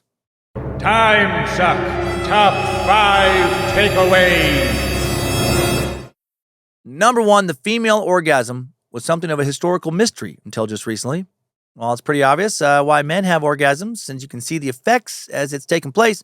Not as obvious why women have them, leading for many to think over history that female sexuality is not important. Number 2, OneTaste was just the most recent in a line of sex cults / empowerment communities / business research sites. We can thank the counterculture for that, and Vic Barranco, who founded Lafayette Morehouse as a way to A, get into teenagers' pants, and B, make money in the self-improvement business that was rapidly becoming popular. Lafayette Morehouse then spun into the Welcome Consensus, which we don't have as much information about, but it appears that it was equally, if not more, toxic. Number 3, in 2018, OneTaste shut down many of its public operations after a Bloomberg investigation raised serious concerns about its practices and culture. But satellites of the company continue to operate and continue to display examples of OMing and invite people to do the same at workshops. The article also prompted an FBI investigation that would ultimately lead to charges against Nicole Daedone and Rachel Cherwitz. Number 4, the FBI investigation was not without its flaws. For one thing, the diaries used in the 2022 Netflix documentary Orgasm, Inc., which were also used in the investigation by the FBI, were later found to have been faked, and Special Agent Elliot McGinnis came under fire for not entering the journals into evidence on time and for using stolen files to bolster the prosecution's case. Nonetheless, both women were found guilty. They and their defense teams have maintained that they were just prosecuted for having an alternative lifestyle, but that doesn't seem to be the case. And number 5, new info. I mentioned way back in our history overview that Victorian doctors jerked women off as a treatment for hysteria with vibrators. But did they really? No doubt you've heard some version of that claim because it's just fucking crazy. But is it true? The entire story of Victorian diddle doctors happens to originate from the work of one scholar, as it turns out, Rachel Maines, a historian and former visiting scientist at Cornell University. Her 1999 book, The Technology of Orgasm, described at the time as a secret history of female sexual arousal, argued that clitoral massage was used as a medical technique for centuries, from the time of Hippocrates to the modern day. But that's just not true, according to Eric Schatzberg, the chair of the School of History and Sociology at Georgia Tech. There is scant evidence that orgasms were widely understood as a cure for female hysteria, and even less evidence that Victorians induced orgasms as a medical technique. Maines fails to cite a single source that openly describes using a vibrator to massage the clitoral area. A paper of his published in 2018 reports. None of her English language sources even mentions productions of paroxysms by massage or anything else that would remotely suggest an orgasm. For her part, Maines had admitted that this was only a hypothesis. I never claimed to have evidence that this was really the case, she said. Timesuck Top 5 Takeaways. OneTaste, the orgasmic meditation cult, has been sucked. It is crazy the kind of shit that people will fall for, right? Thank you to the Bad Magic Productions team for all their help in making Timesuck. Thanks to Queen of Bad Magic, Lindsay Cummins. Thanks also to Logan Keith helping to publish this episode. Designing merch for the store at badmagicproductions.com. Thank you to Sophie Evans for her research. Also, thanks to the All Seen Eyes moderating the Cult of the Curious private Facebook page. Mod Squad making sure Discord keeps running smooth. And everyone over on the Timesuck subreddit and Bad Magic subreddit. And now let's head on over to this week's Timesucker updates. Updates? Get your Timesucker updates. First up, let's check in with the OG Sack, Tyler the Archivist, who wrote in with the subject line of Tuskegee episode. Thanks, Dan and Bad Magic family, for this topic, so important, especially at a time when this administration's trying to whitewash everything. No doubt you know of the executive order that has gone out, ironically called Restoring Truth and Sanity to American History, which orders government agencies to remove any negative history about America. I am familiar, actually, and it's fucking insane. Oh my God, I have zero respect for anyone or any movement that just wants to hide truth, right? Sweeping truth under a rug is just fucking gross. Yeah, now I'm familiar. Tyler continues with, the National Park Service is bearing the brunt of so much of this, along with all the other cuts and chaos going on. I've been a parkie twice, and I'm so proud of that. They are special people who do the job for peanuts. They are the worst paid of any agency and rely heavily on volunteers. Those flat hat rangers that everybody loves so much, the ones that work year-round, are paid about $45,000, and often they have master's degrees. The seasonals that are brought on for the summer get paid even less and get few benefits. There's even a model for it, that you get paid in sunsets and sunrises, and it's true. If you're lucky enough to work in a park that has employee housing, you are experiencing something that is very rare. Waking up in the Grand Canyon surrounded by elk and then having an evening drink on the rim after all the tourists have gone is an amazing experience. Patrolling Denali National Park with just a pack of sled dogs and having to cuddle with them overnight in the bunkhouse is just so freaking cool. But now signs have gone up asking the public to tell on the NPS, and exhibits have come down, like how a black woman can be a hero. It's ridiculous. Are the parks dedicated to preserving ugly American history going to exist after this administration? This admin is directly opposed to sites like the Harriet Tubman Underground National Historical Park and Manzanar National Historic Site, where Japanese American citizens were interned during World War II. It's totally fascist horseshit. Yeah, no, it sure is. Yeah, it reeks of catering to fucking white supremacists, fucking imbeciles, right? And people who support shit like this, just white nationalists, politicians who push this legislation, I mean, they can get fucked. There is no good rationalization for this kind of bullshit. Like, it is truly shameful. It's fucking embarrassing. And Tyler continues, meanwhile, like you said, we are repeating these atrocities. I don't think we need to project into the future to see that these ICE raids are an anti-American travesty. They fit the bill right now. You said once many years ago that you thought Thaddeus Kosciuszko was an interesting guy, maybe worth a suck. I think you even said his name right, LOL. Oh, only thanks to fucking YouTube pronunciations. It's got to be from your close proximity to Polish blood. Anyway, he'd be a great topic now because he helped in the American Revolution. He also pestered the founding fathers about slavery. So even though we want to say it was a different time, they don't really have an excuse. There were plenty of people, including their peers, that they respected, like Thaddeus, that were very opposed to slavery at that time. Thanks for all you do. Love Timesuck so much. I listen to other podcasts, but this is the only one where I write in comments and email. Thank you. Just gets the brain going like college, grad school, really, like working in the history profession, which I do. Hope that comes off as a compliment, LOL. Much love to all of you. I'm sure you've been getting probably a lot of mean emails. Go get a couple of massages or something. Tyler the Archivist. Tyler, thanks for sending that in, man. Yeah, some of the shit going on right now is just fucking bonkers. It's so funny how, because it's in the political sphere, people are like, don't talk about it. But if it wasn't, it would be like, I think everybody almost in this audience would be on board. I'm like, oh yeah, it's fucking wackadoodle insanity. What? We'd all be laughing. But you add a political party, people are like, oh, no, it's cool. It's cool. Yeah, we're watching leaders not even hide the fact that they're trying to dumb down this country, just fucking destroy education. You know, an ignorant populace is more easily controlled and manipulated than a smart one, than an educated one. It feels like this is like we're entering a new era, or at least people are trying to get us to enter a new era of medieval lords, not only fucking over the serfs they abuse and exploit, but getting those same serfs to cheer them on, be like, hell yeah, fuck, I love it. I love being bent over and fucked. This is great. Number one. It's fucking wild. The ethos of this podcast is the opposite of the ethos of the powers that be right now, right? Truth, transparency, curiosity, empathy, not lies, manipulation, propaganda, and hate. Fucking crazy ass times. The Epstein shit going on right now. I am getting a serious kick out of watching the diehard MAGA people just trying to do enough mental backflips to rationalize Trump clearly hiding that he's on the fucking Epstein list. Thanks for bringing up the point that we shouldn't always absolve the sins of the past by saying, well, it was a different time. Because there were people alive during those times that still did the right shit. Thanks for doing the work that you did at those parks, for bringing to light how many people work in those jobs. You know, do it a lot more for the love of nature and historical preservation than they are doing it for making money. Hail Nimrod, keep being a good meat sack. And now, another almost Tyler, new sack Ty Fields, wrote in with the subject line of a lot to unpack. First off, I've been a fan of your comedy for years. Finally decided to listen to Timesuck podcast a few months ago. Been playing catch up ever since. Seems every podcast touches on some point of my life, though in some cases it's just, oh, you mentioned a place this is close to where I live or lived. So far, I have a few things to touch on. One of the easiest, I think it was in the Murder Incorporated podcast. You mispronounced Oweso or some others. Excuse me, it's supposed to be Oweso. I pronounce it Owasso. Yep. I know you stumble over words a lot, and your humility about it's endearing and comical. I'm glad it gets laughs. Second, in the light of the world sex cults, suck. I was raised in the Church of Christ, and even though I am as militant as you in my distaste for organized religion, I still feel like a grown man should not wear shorts in public unless he's a professional athlete or at the beach.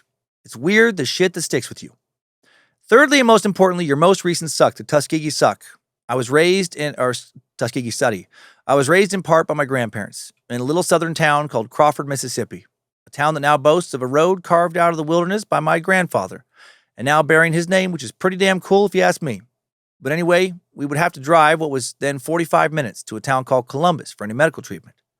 I was born in 1972. I remember going for dental checkups, having my teeth mauled by dentists who gave zero fucks about black people, and these were baby teeth, so that they would eventually be replaced anyway.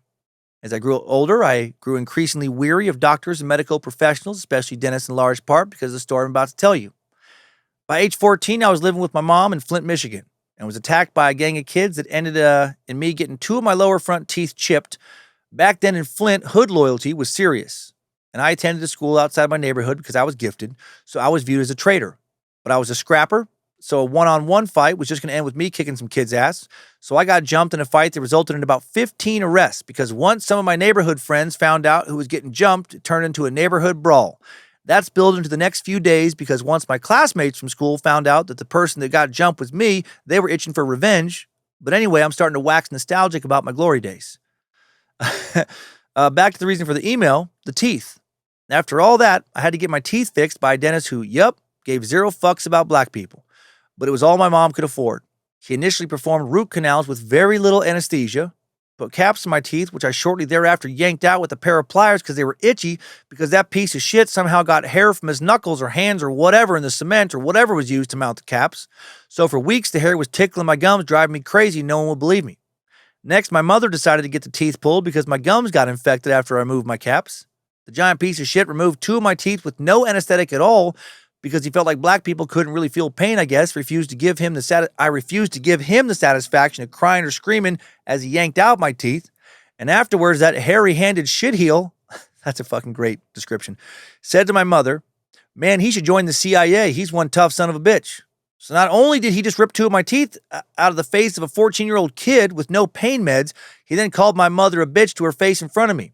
I know and knew then that SOB is just a term, but my thinking was still as if I'm a son of a bitch, that means you're calling my mother a bitch. I have beat the fuck out of kids for less, and I'm rambling again. Now, as a 50-plus-year-old man, thanks to racism and medicine, I've been missing 2 teeth in the front most of my life, and I'm sure that has hurt my career and my romantic life, but here we are. I rarely smile, and when I talk, I try to hide the missing teeth, but it's still very noticeable. Attached is a YouTube video where you can see what I'm talking about. I am, though, happily married to a lovely woman and have a fairly decent job. Hopefully this wasn't too rambly or confusing. Thanks for what you do again. Huge fan, literally. I weigh 375 pounds, LOL. Ty, that was a journey. I watched your video. It doesn't look nearly as bad as you think, truly. Not nearly as bad. Also watched some of your other videos. I saw you got a bench press video, and I fucking love it because I'm trying, just like you, to keep my strength going as I get older. And you're doing great, dude. You're big, but you're strong big. And sorry you had to encounter a bunch of bullshit. You know, obviously I'm not a black man, but I'm a student of history. I've had a lot of black friends over the course of my life, and it's just fucking ridiculous. What you all have had to deal with, what you continue to have to deal with on top of everything that everybody else deals with. I cannot relate, but I can listen, and I can care, and I do. And I have a recommendation for you. Hit up Dr. Brady Smith at the Halo Dental Network. It's halodentalnetwork.org. We donated them in 2022. They're fantastic. They specialize in restorative and charitable dental work. They're a very caring bunch as far as dentists go. You're not going to find a more caring bunch, I don't think. Please reference this podcast if you hit them up. Keep lifting, keep learning, keep laughing, and I'm glad you're here. And now one more from a funny sucker, Dylan Kendrick, who wrote in with the subject line of UCI and Sovereign Citizen. Hello, King of the Suck. My name is Dylan. I've just finished the episode with the UCI and the Sovereign Citizens. I'm taking the time to write in because I have quite the experience with a so-called sovereign citizen. Used to work with the guy. I'll keep his name out of this. You'll see why at the end of the story. The company I work for had hired this guy. He was weird right off the bat. His jokes were strange. He just had an odd sense of humor, and we thought that he was just a weird guy. Well, come to find out, he was hiding the fact that he was being investigated for being a pedophile. Note, we didn't come across the article in the news. He willingly gave that information and pled his innocence. Well, when we found out everything in the shop, we started distancing ourselves from him. After a few years, COVID kept pushing his trial out farther and farther. Finally, his trial started getting nearer, and that's when he became weirder. He started preaching in our break room the importance of becoming a sovereign citizen. Daily, he would preach. All of this preaching about the importance of standing against the government, how the government was screwing him because he was so innocent that the courts were slandering him. Well, finally, his court date showed up, and this literal jackass tried claiming that he could not be a pedophile because he was a sovereign citizen, and government labels did not apply to him. Fuck. Needless to say, he got 14 years in state prison for being a pedophile. And the sovereign citizen stuff did not help fucking at all. It was a huge slap to the face for the family involved on the other side of the court case. Now, after all that, his family still fights to try and get him freed because he's innocent and he's still locked up. Finally, some of the things that he was preaching in the break room were just so ridiculous. He was saying things like, he's not a citizen of the U.S. because he's in the army of God, fighting for a free and just nation. Or, he's righteous, and the claims that the paperwork he had filed will be enough to get him off scot-free. Finally, one of my favorites was, when I submit my papers to the courts, they'll have to drop the charges because I'm a servant of God and they can't hold the righteous behind bars because it's illegal to hold a true citizen hostage. Funnily enough, he's behind bars and there was so much evidence against him. Well, hope you got some laughs out of this. I apologize for the grammar. Not the greatest with it. 3 out of 5 stars would not change a thing. Sincerely, Dylan. Well, Dylan, it's fucking crazy, the people we meet, right? This dude claimed he could not be a pedophile because he was a sovereign citizen and government's labels did not apply to him and he's a righteous fucking soldier of God or whatever. Never heard somebody try and get out of being a piece of shit with that exact reasoning before. And all the constant righteous God talk, I feel like usually the people that will not shut the fuck up about being righteous are anything but righteous, right? They're usually pieces of shit in my experience. I wonder if he's been able to keep from getting raped in prison because he's a sovereign citizen. I wonder if he tells his cellmate, it's a sovereign butthole. No, that's free. You cannot penetrate my sovereign butthole. What a weirdo. How is somebody smart enough to hold a job but crazy enough to fucking believe all that shit?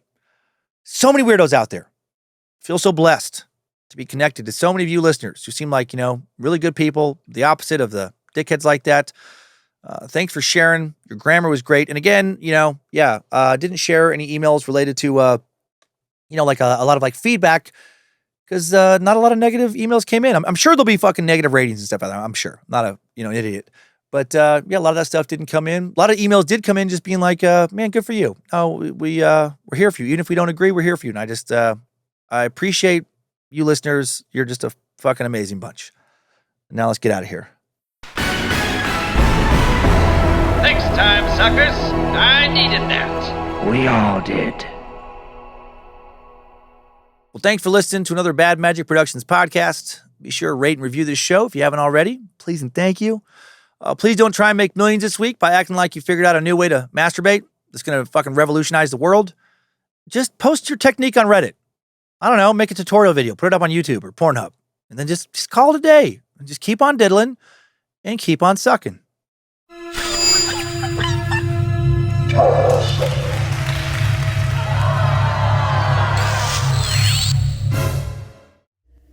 Bad Magic Productions. Don't you let OneTaste sour you on bean flicking, bud. Mama's still hungry for lust. Mama still needs a steady touch. Not too much pressure. Not too little. Let it build. Let it keep steady. Let mama explode. That's right. Take care of mama. Mama takes care of you. There's this monster clit voice named Mama creeping up for you now, is it, baby boy? Oh, yeah! Enjoy your week, freak! La, la, la, la,